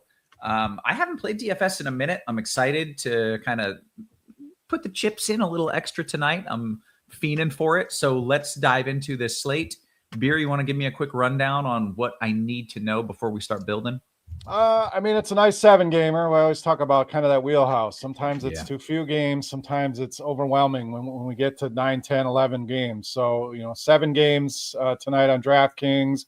Some big spreads, you know, OKC a big favorite, Denver a big favorite, Boston, even Cleveland. So, you know, potential blowouts in a lot of games. So that's a concern. Injuries, nothing super major. I mean, we have some bigger names, you know, Ja Morant, Chet, you know, some of those kind of names. But all in all, it looks like it's right where we want it to be. Like I said, 7-gamer. I think there's value. There's guys who can obviously spend up on, or the old fair and balanced build. So we'll get you through it all. Okay, very good. Well, let's start. We like to begin on DraftKings. We like to start at point guard. And Noto, you get to lead us off. Who are we plugging in? Yeah, a lot of good options here. Jamal Murray's been great all season. If you think the Jazz can even be semi-competitive in this one, I think you got to consider Murray or Jokic. Jazz are 30th in points allowed per game, 29th in defensive rating. They're one of the fastest-paced teams in the NBA too. So this could be like a 135, 120 game. So I like Jamal Murray quite a bit. Don't mind going to SGA or Cade Cunningham. They're not my favorite spends on the slate, but I think both of them are firmly in play. SGA, you know, OKC's missing quite a few guys. And then Cunningham, good matchup against Portland. He's kind of been really consistent lately. Outside of that, I mean, Stephen Curry at less than 10% ownership always interests me. If you're looking for value, I like AJ Mitchell quite a bit with Caruso and some of those other guys out for the Thunder. Isaiah Collier also on my radar. He's playing very up and down when it comes to his minutes, but the last 3 games, 38, 38, 32 fantasy points. The minutes have been at least 28 in each of those games. And yeah, even if this game blows out, you got to think it might help his chances of getting more minutes. So he's probably my favorite value at the position. But yeah, Jamal Murray, if I can find the cap space for him. Yeah. Beer, your thoughts at point?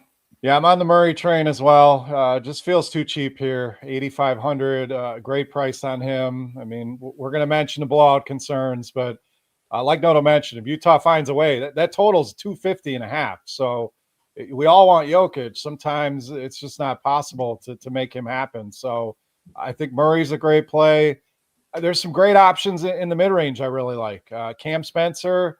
Without Ja Morant, you know, it's been very consistent and it's shown a nice ceiling. So matchup not great, obviously, with OKC. They're big underdogs, but he's been playing very well. So I think he's fairly priced. Anthony Black, kind of in that same pricing range, stands out. I agree on the Mitchell call, especially if you think it's going to be blowout. There's opportunity to play some of these OKC guys that might get some run at the end of the game. And then value. Collier was in the 6-pack today, so that's how much I like him. Just too cheap. And this is one of those plays. The minutes have been there. Production's been there. Even if they get blown out, he's probably still on the court. So, you worry about blowouts when you're spending a lot of money. When you're saving on a guy like this, I think it makes a lot of sense. So outside of him and Mitchell, don't really love any of the value. I mean, if you wanted to go to Jaden Ivey, just not enough minutes for me right now there. So those two my favorites in the cheap range, Collier and Mitchell, Spencer in the mid-range with Black. And spending, probably Murray's about as high as I want to go. If I'm choosing between Cade and SGA, it's probably Cade, but kind of share Noto's sentiment. Don't really love going up that high. I think you want to spend elsewhere. Okay, let's go to shooting guard, Beer. Shooting guard, Shaedon Sharp's been playing well, so price is up a little bit at 7,300. But without Jeremy Grant, it's just more that he's going to have to do. Doesn't seem to be going to be very highly owned tonight either. So really like him. If I'm spending, it's probably Donovan Mitchell. Did not have a great game against Charlotte last time, but no Mobley. That's just more usage that's got to go to him. So I prefer spending on him rather than spending up on guys like Cade at the point guard position. So like him. Cameron Johnson, I think, is in a good spot. 5K is a great price. Up and down. Production is never a given with him, but can contribute in a lot of different ways. So really like him tonight. I think Desmond Bane is interesting at 7,900, getting a little pricey, but still, I think there's upside left in him as well. And as far as value tonight, not a ton I like. Again, Ivy's here, Isaiah Joe. Again, if you're going to play OKC value, makes a little bit of sense, but I think Cameron Johnson probably about the cheapest value I want to go with tonight. Noto, your thoughts there, shooting guard? Yeah, I agree with a lot of the plays Beer mentioned. Cam Johnson's probably my favorite. I mean, he's going to play 35, 36, 37 minutes against the Jazz. If he can't get it done at 5K in this matchup, then I'm okay, losing with him. Jaden Ivey's like an interesting punt. Same with Isaiah Joe. But I like the Shaedon Sharp call. No Jeremy Grant at home. Detroit's a really good defensive team, but man, he's been great and the floor's been there. So Shaedon Sharp's probably my favorite option other than Cam Johnson. For large field stuff, you can maybe look to Cam Spencer. He's been playing really well. I don't know if Memphis is going to be able to keep this game competitive, but at least OKC's missing a few guys. We talked about Donovan Mitchell. There's just not a lot of like great plays that I love here. Maybe Bruce Brown if Peyton Watson ends up being out. I think he could see a little bit of a minute boost coming off of one of his best games of the season. So the Denver guys, as much as I can get of them tonight, the better. Yeah. All right, let's go to small forward. All right, at the very top, I mean, we have Jalen Williams. Like, he hasn't shown a high ceiling this season, but no Holmgren, no Hartenstein, no Caruso, no Jalen Williams, like the other Jalen Williams. Right. So, man, he's probably going to play a lot of the 5 tonight. Maybe he gets some more rebounds than usual. The floor has kind of been pretty steady. We just haven't seen a huge ceiling, but 8,100 is a good price point, projects really well for us. I'll keep an eye on Cooper Flagg. If he's active, good tournament play. If he's out, then we can bump up a lot of the Dallas guys. Avdia is tough for me. He projects really well. I get it. The ceiling's there, but man, I don't love the matchup against Detroit. So I'm kind of torn on what to do with him. Same with Jimmy Butler. Jimmy Butler, just high floor play. I'd rather pay $100 more for Jalen Williams if targeting somebody in that price point. And then Jaylen Brown, nobody ever plays him. I don't know why. 50 plus in 10 of his last 11 games. I'm not worried about a matchup against Indy, so just keep playing Jaylen Brown. Yeah. Beer, your thoughts on small forward? I love Jaylen Brown tonight. I agree. If I'm choosing him and Avdia, it's Jaylen Brown. I mean, Avdia's been great. 9,800 is a lot for Denny Avdia, even with Grant out. So Jaylen Brown is the guy I want to spend on. Can't quite get there. Agree on the Jalen Williams call. It's only a matter of time before we do get that ceiling. So even at 8,100, people think of buy lows as, we're in the cheap seats. I think this is a good buy low on Jalen Williams. So like him, Flagg's going to be pretty highly owned once we do get his status, but a good spot against the New Orleans defense. It's not good. That's one of the games on this slate that's close. I mean, it's a 1-point spread. We have a big total at 240.5. So there should be some back and forth, and hopefully knowing that game stays competitive. I think there's some merit to that as well and get some exposure there. So those are probably my favorites. I don't see a lot of cheapies here. You could go to Kamara at 6K, Sadiq Bey, Najee Marshall at 52, Oscar Thompson. I really think sticking to those top few guys, and I think me and Noto agree, the Williams, the Jaylen Browns is the way to go here at small forward. Yeah, let's go to power forward, Beer. AD, that 9,200 is too cheap on him. FanDuel, he's up a little bit more expensive, still in play over there, but this price is just, and I get the concerns. How many times is he going to leave the game? All of that with Anthony Davis, but 9,200 in this spot just really stands out. So I think it's him and Banchero as the top two plays. Finally starting to get Banchero back to normal minutes. So those two, 92 and 8,700, if you can't find a way to get up to Anthony Davis. I do like Banchero. Pascal Siakam, 8,300. Don't hate that. Is another kind of step down if you don't get there. And then we're going to mention more OKC value. I think Kenrich Williams is going to play more tonight. He's only 3,200. Not a super high ceiling kind of guy, but if you need some salary savings, I think he can make some sense. And then Tobias Harris at 4,900. A good price on him and a decent matchup. Okay. Noto, you're playing AD. By the way, my hot take tonight, and maybe it's not that hot, AD gets hurt and plays less than 20 minutes. This is a take you could never have with any other player, but with him, I think it's happening. That's an easy take, though, Rob. Yes, the guy leads every game. I mean, yeah. I do love him, though, so I hope that your hot take is wrong. Yeah. Noto? Yeah, my favorite Twitter account used to be, the handle was, "Is Anthony Davis hurt?" And then they would just say yes, like every other night. It doesn't look like it's active anymore. Just look for it. So we got to bring that back. So yeah, I like Anthony Davis. The injury concerns are one thing, but man, if Cooper Flagg ends up being out, like he already projects well, and then he's going to get a usage boost as well. You could call this revenge game too against the Pelicans if you want. So I'm on Anthony Davis, at least on DraftKings. Beer mentioned the price over on FanDuel is much more expensive. Banchero is interesting too, though. 8,700, coming off of 51 and 67 fantasy points. No Wagner, no Jalen Suggs tonight. So those are my two favorites by far. And then if I'm saving, it's going to be Kenrich Williams. He should see minutes in the 20s. We know, OKC has just a bunch of guys that they play, even when they're hurt. Just these random names that we hadn't even heard of, end up getting some minutes. But got to think he's going to play 20-plus minutes. And again, if you're trying to spend up on a lot of these guys like we've talked about, then you got to save somewhere. So I think he's my favorite punt. That's really it for me. I don't want Markkanen against Denver. I talked about Jimmy Butler not having a ceiling. Tobias, I just don't play Tobias. So for me, it's either Banchero, Davis, or Kenrich Williams. Okay. I want to go to center, and we are getting some news in from Mean Dean. The Plum Dog Millionaire is starting for Charlotte. I think he's Stone Cold Min at center. And Christie is out. Tasteful Tides dropping that little tidbit. Do we care about either of these things, Noto? I mean, yeah, I still like Diabate better than Plumlee, I think. He's been, getting minutes all season. And yeah, I mean, Plumlee, he could play just the first stint of each, the first and third quarter, and then that could be it for him. So I don't mind him, but I think I still prefer Musa.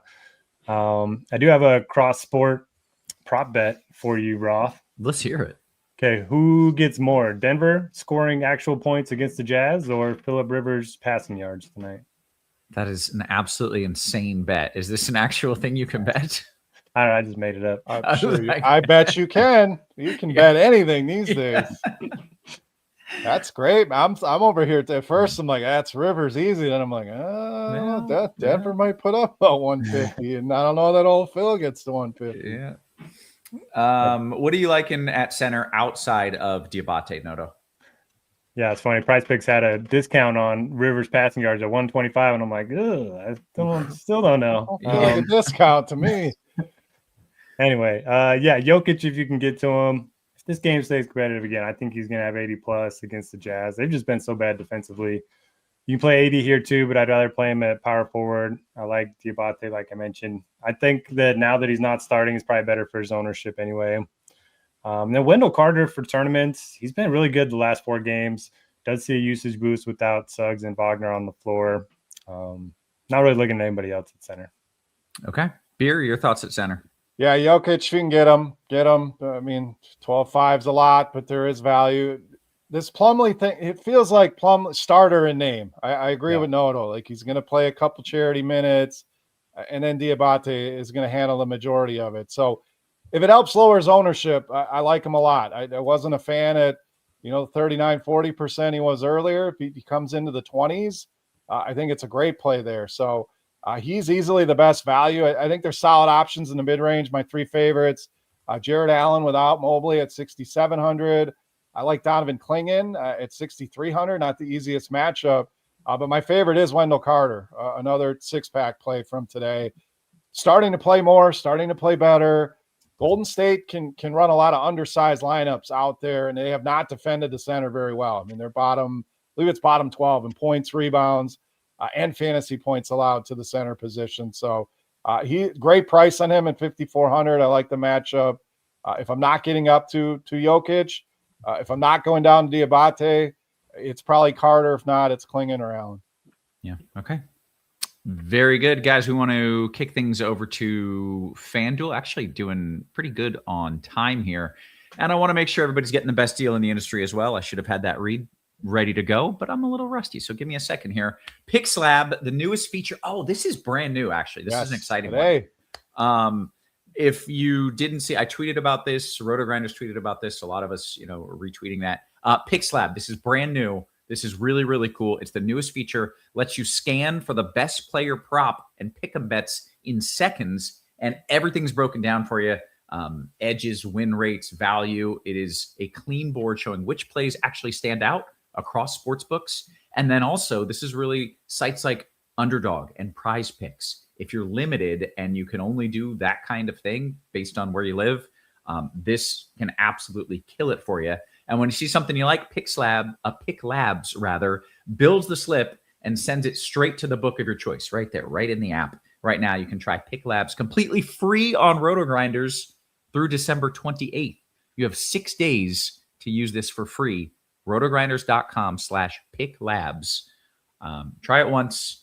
I think you will. I think you're going to fall in love. There it is. You are. Let me just say, I've been messing with this for a while, and today's the release, but it's incredible. It links to so many different books, and it gives you, the last 10 games, everything you're going to want in one place. Normally, you're digging around to 20 different sources. Yeah. It's all right there. Any write-ups of bets are right there as well to support the pick from Scores and Odds.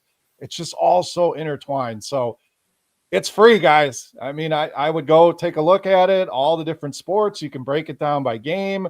You can have everything in there and get the old Noto bet of Phillip Rivers against the Nuggets. I mean, it really is an incredible tool. So make sure you guys take advantage. Yeah, we're known for our projections and for our Sims products. And now we've got all of that data and we're automatically comparing it to all of the bets that sportsbooks have. And we're showing you where the edges are. I mean, that seems incredible. It really does. I'm excited to dive in and check that out as well. Do have some questions coming in. We will most certainly get to those. But first, let's kick it over to FanDuel. Beer, you can lead us off there at point. I think Jamal Murray, the highlight here as well. Price is pretty close between the two sites, so only a couple $100 more here. It just feels too cheap. And you can actually utilize him at shooting guard here as well, which I would do, and try to get more point guards in your lineup. So he's the headliner for me. Same debate here, Cade or SGA. I'm going with Cade at $200 cheaper. Both great plays. You can hardly ever say don't play Shai Gilgeous-Alexander, but sometimes you got to choose. I would give the edge to Cade. Similar to DraftKings, if you want to get up there, you can't quite get to them. Donovan Mitchell, $1,000 cheaper than Cade Cunningham, which is my preferred play. Would be to go with Mitchell here at 9,600. Cam Spencer, again, mentioned him on DraftKings, playable here as well at 65. Anthony Black, a little more expensive over here, so a better play on DraftKings, but I still think 6,900 is a fair price here. You have the Cooper flag. You can play it every position on the board, I think, on FanDuel. So I would utilize him somewhere else. 8,500, a little more expensive here, but you get the benefit of all the rebounds, the assists, the blocks, things like that over here on FanDuel. So Keontae George, we didn't mention on DraftKings. The guy's been playing incredible. So I still think he's in play. I don't see a ton of value here. Again, unless you want to go to AJ Mitchell at 53, Podziemski at 52. I think this is one you want to at least hit that mid-range, the Shaden Sharp, Spencer, probably as cheap as I want to go in that 65, 7,500 range. Yeah. Okay. Very good. Noto, your thoughts at point? Yeah, I'm with Beer. This is not a spot to save. I think it's either mid-range or expensive options. Love Jamal Murray, love Shaden Sharp. And then Cade Cunningham and SGA, both are projected around 20% ownership. I think both are in good spots. So if I'm playing one of them, it's probably going to be on FanDuel rather than on DraftKings. We didn't really talk much about Anthony Black. At least I didn't. He has been playing really well. Ceiling hasn't necessarily been there recently, and the price has come up a little bit. But I don't know. I think that game against Golden State could stay close throughout. Donovan Mitchell, certainly viable. And Garland's seen, a big usage boost without Mobley on the floor, coming off of a 52 fantasy point outing. I think Mitchell missed that game, but he's starting to play better, starting to show some upside. So don't mind him in large field stuff. Yeah. All right. Let's go to shooting guard. Jamal Murray once again. So if you do like other point guards, you can just plug in Murray at shooting guard. Same with Donovan Mitchell. Same with Shaden Sharp. Guys that we haven't talked about yet. I mean, I'm saving Bruce Brown. I think Bruce Brown can be one of my favorite options that's going to get lower owned if we don't get the news on Peyton Watson until later. I mean, even if Watson plays, I think he's going to play 25 minutes against the Jazz, which is pretty good. So I like him. Bane's been playing a little bit better with Banchero or Wagner out. He certainly sees a boost in usage. Then we talked about Cam Spencer, AJ Mitchell. I think they're more large field stuff for me. Yeah. Beer, your thoughts at shooting guard? There's going to be some chalk here. So looking like Shaden Sharp, again, that price is just so good. So, he's probably going to be in the 40s. Or Sir Thompson, really cheap over here. He's going to be up in the 30s. So just keep that in mind. I like both those guys. I don't know that I like that much ownership on them. Sharp would be my preferred of the two, but just a heads up there. So Spencer, again, trying to find some names. FanDuel, it's like everybody is point guard, shooting guard, or some kind of dual eligibility. So one guy we didn't mention on DraftKings that I like, Jordan Poole. His price is fair. We haven't seen blow-up games yet, but what do we know about Jordan Poole, Roth? He's a chucker. This dude's firing it, baby. He's going to put it up. So 4 games back, he scored 15 in every single game or more, double-digit shots in every game. So this is that game that it's close. It's a high total. It's a game I really want to target. So he really stands out as a buy low at that price. So 5,500 on DraftKings and 57 here on FanDuel. Not too bad. There's other plays in the mid-range I think are decent here. Around him, Jalen Tyson. I've been playing some good ball at 61. Ace Bailey is a guy just continue to play. Some games it's not great, and some games he can really produce and put up some numbers. So really like him. AJ Mitchell still in play over here at 53 as well. There was one other name I had. Jaylen Brown, 2% owned on FanDuel tonight. I mean, if that ain't a tournament play, I don't know what is. With his ceiling, like Noto mentioned the numbers, it was DraftKings, but 50 or more in 10 of his 11. Guy's got ceiling into the 70s, and he's going to be 2% owned. I think he's one of the best GPP plays on the board tonight. Okay, let's go to small forward, Beer. Jalen Williams over here as well, a couple $100 more, but 8,400, not bad. Obvious, still a pass for me. 9,700. Yeah, he's cheaper than he is on DraftKings, but I just can't get behind that price. So Butler, all right at 78, decent price on him. Banchero at 10-2, feels a little pricey there as well. So honestly, it's a spot I'm going mid-range. I'm going with guys like Kamara. Jaylen Brown fits in here as well at 9,900. Brandon Miller at 77. As far as cheapies go, we mentioned Cam Johnson over on DraftKings. I think he's very playable over here as well, just 5,500. Outside of that, I don't see a ton of value here that I'm loving tonight. I mean, Chris Murray played well the other night. I'm not buying it, even with Grant out, so I'm avoiding that one. DeAndre Hunter, not a guy I play a ton, so kind of a tight pool over here, but Jalen Williams stands out at 8,400. All right, Noto, small forward. Yeah, I'm on Jalen Williams as well. And yeah, the words I like and Jordan Poole, I was not expecting them to be in the same sentence on the show. It's a rare statement. Unless it's, I like fading Jordan Poole and then I can get on board. But yeah, he's been good. I didn't realize he'd been so good since coming back from injury. So I don't mind that at large field stuff. Yeah, small forward is kind of ugly. I do like the Cam Johnson call. I do like Bruce Brown. So I like Jalen Williams and then kind of saving with one of the Denver guys and just kind of hoping that Peyton Watson ends up being out. If he ends up playing, that's still okay. They're still going to get their minutes. There's not a lot of guys that I love here. Jimmy Butler projects well because he's cheap. We just haven't seen a high ceiling from him. Yeah. Okay. Power forward. Couple of the same names, and Williams and Butler, they have the highest RG values. I think Jared Allen's more in play on FanDuel than he is on DraftKings because he does have that power forward eligibility. He's averaged 35 fantasy points per game with Mobley out over the last 2 seasons. Decent matchup against Charlotte, who's missing Kalkbrenner. So I think that could be interesting. Again, it's not the strongest position. If you want to play Anthony Davis at low ownership, this is the site to do it on. We have him projected for 8% over here. We know he's like blocks and steals. I think New Orleans is one of the worst teams in the NBA in terms of blocks given up. So I think Anthony Davis is interesting tournament play. Same with Banchero. I can't remember another slate where there were such big pricing differences. Usually we talk about the same guys on every site, but a lot of the guys tonight are priced differently. And that's pretty much it. I don't want to play Tobias or Draymond. I'll spend up if I can. I got a question about Queen. Any interest there? I mean, I love him anytime Zion's out, but the minutes I just can't trust when Zion's in. Yeah. Okay. Beer, power forward.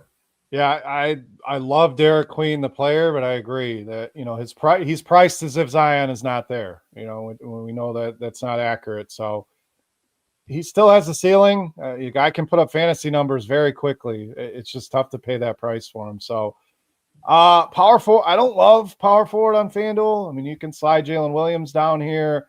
I do like the Jared Allen play. Anytime I can get a center in at a spot I don't really like, especially at 6,700 against Charlotte. I mean, it's a great matchup. So he stands out to me at that price, 6,700.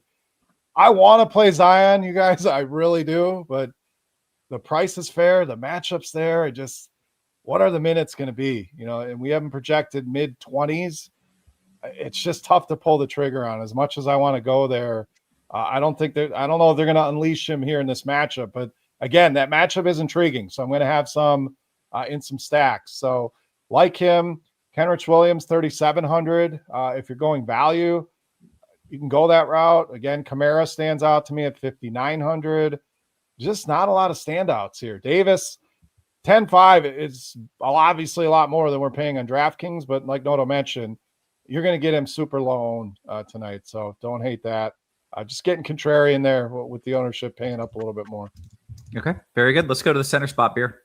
Center, I mentioned Klingon on FanDuel or DraftKings. I like him over here at 65. Again, Allen, 67. Wendell Carter, 61. So I'm trying to get different from people seem either going to have Jokic or they're going to go down likely to Diabate. So yeah, I think going mid-range here makes sense. Carter, probably my favorite at 61. As far as value goes, Diabate is clearly the best value. Outside of that, I don't see a ton of value. You can make a case for Plumlee. It's a guy I don't ever play. If I miss a Plumlee game, so be it. He is cheap, though, if you need the salary savings. Just not a play for me tonight. Yeah. Noto, your thoughts? Yeah, for me, it's Jokic or Diabate, unless you're building large field lineups. One guy we didn't mention, Brandon Carlson on OKC. He's average over fantasy point per minute. I think he could run into 20 minutes in a close game and maybe more if they end up blowing Memphis out. So he's min salary on DraftKings. He's 3,700 on FanDuel. He's the only other guy I'd mention.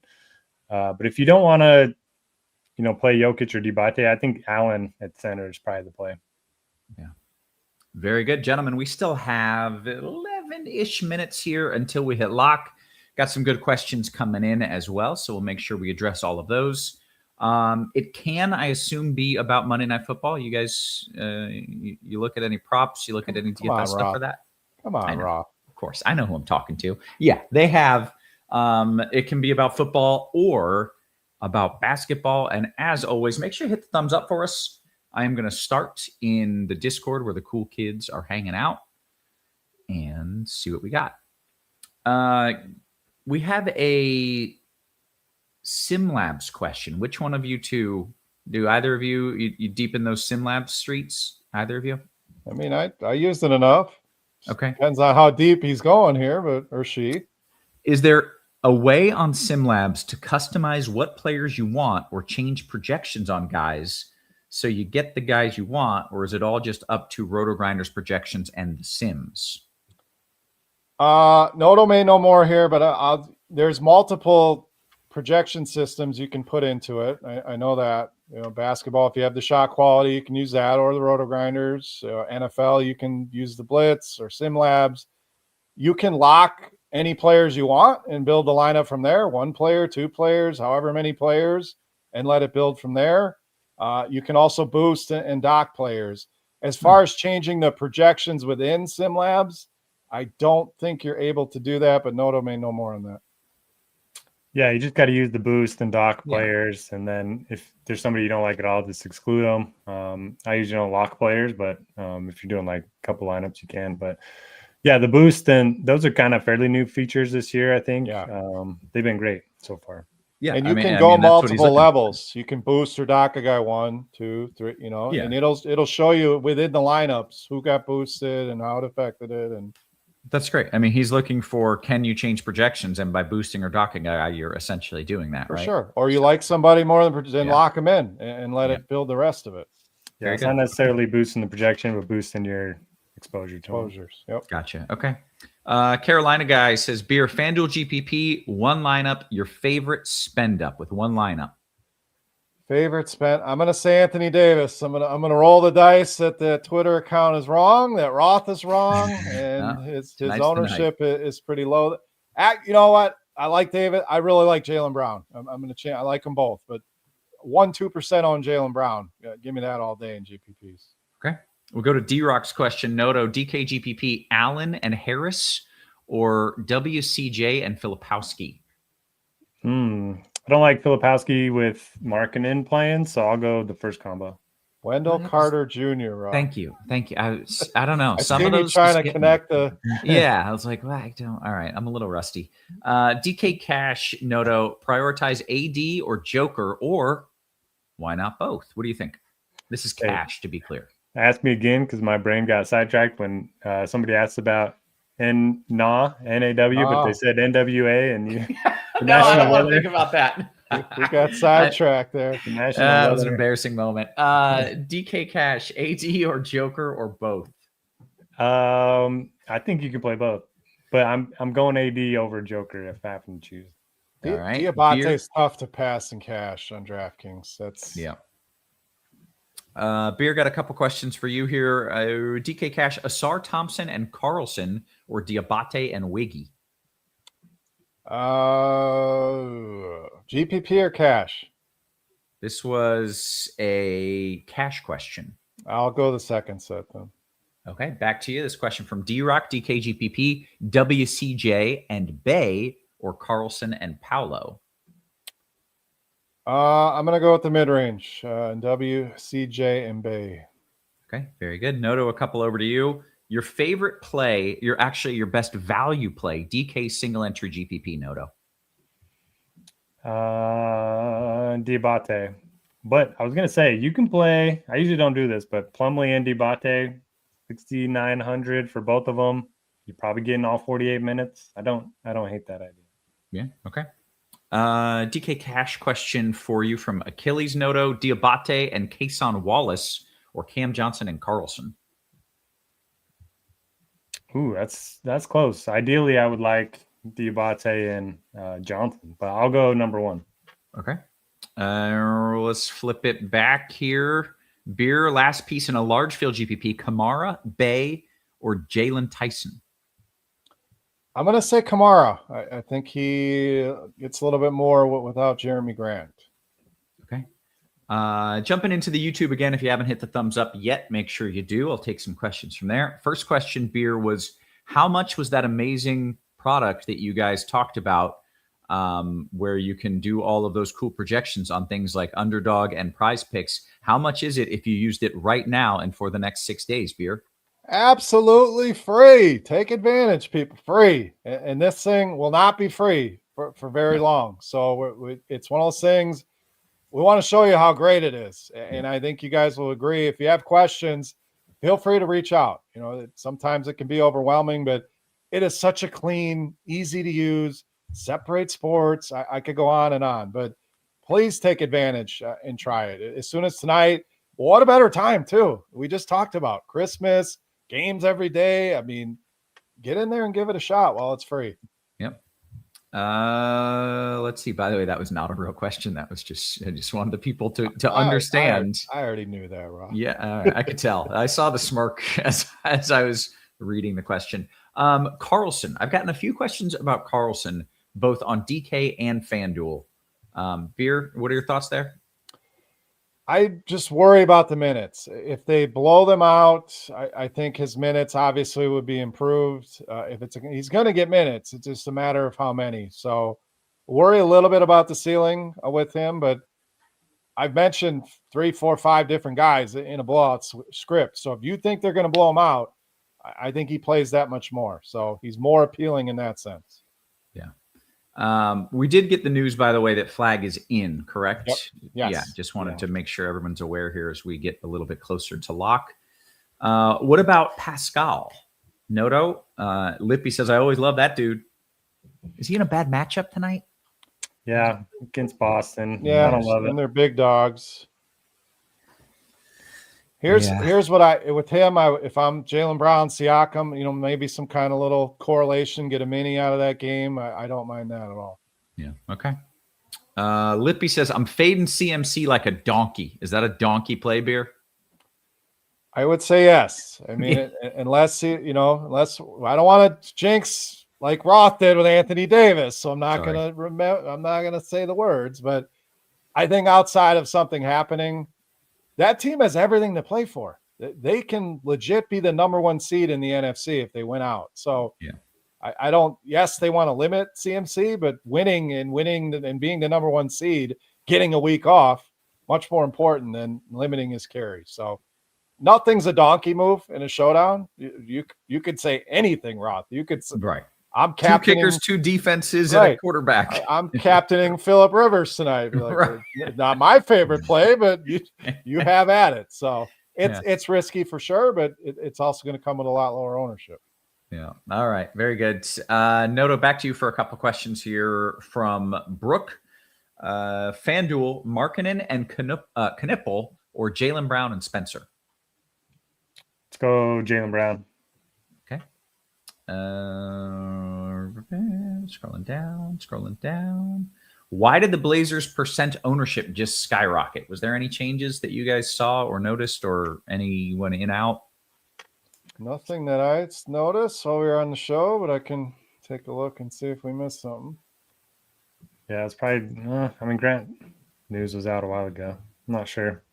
Yeah. Okay.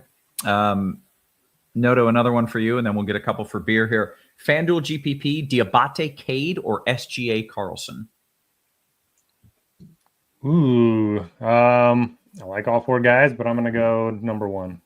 Okay. Beer Martinez says, I've got 6-6 left on DK at the forward spot. Who are some guys you would recommend? 6-6 forward on DK. 6-6 forward on DK. Let's see.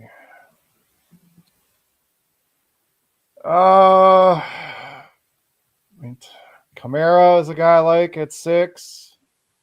Sadiq Bey is right at 6. There's a few guys cheaper you could go with as well. Thompson at 52 stands out. But Kamara would be we'll land right on your 6K. I like him tonight. Okay. Beer, Jalen Wells or Jalen Williams cash on FanDuel. If I go Jalen Williams, it's hard for me to get AD with Murray.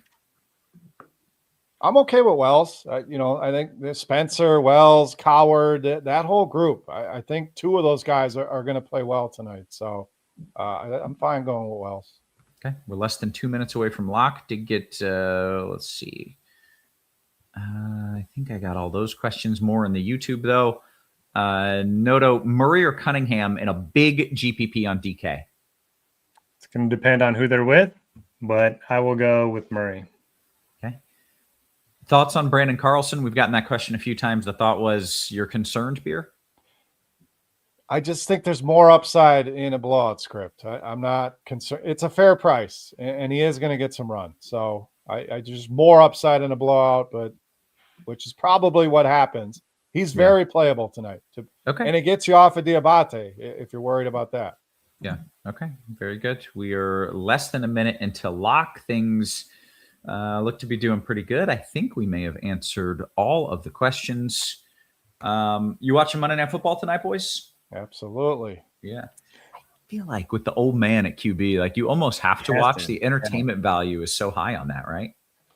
Yeah, because last week, I was watching it on Red Zone, so I'd get little clips. I want to, and now that he's got a game in, he's feeling good, he's feeling loose, and it's not a terrible matchup for him either. I mean, the Niners do not generate a ton of pressure, so that's the worry with him is he's not going to be mobile at all. So I think he does better tonight. I think the Colts win this game as much as the Niners have on the line. I think the Colts pull the upset tonight. Jonathan Taylor is going to get a lot of work on the ground and as a pass catcher, I think, tonight. So sneaky captain. Everyone's going to have Niners stuff. Colts captain could be the way to go tonight. Okay. Noto, you got any hot takes if you're doing a little showdown slate tonight? I like Jonathan Taylor and Josh Downs. I think, if Rivers isn't chucking the ball downfield, Downs was open a lot last week, so I think he could be interesting here. Okay. Did get a couple questions in Discord. We hit lock. Blink182 likes to come in at the very last second with the question. Noto, I'm looking for a few players under 3,900 to use in a large field DK tournament. Carlson, I'm thinking of Hugo Gonzalez to be different. What are your thoughts there? Yeah, like Carlson. Haven't been on Hugo at all, but minutes are trending up, 30 and 26 the last couple games, so it can be different, yeah. Sure, okay. And then last question is from Achilles. Beer, Tobias or Asar? Asar. Okay, very good. With that, we have hit the lock. I feel like we just did get some Beer NFL takes, so I feel like that answers that question. Beer, you got another NFL take? I don't know. You just gave us like 3.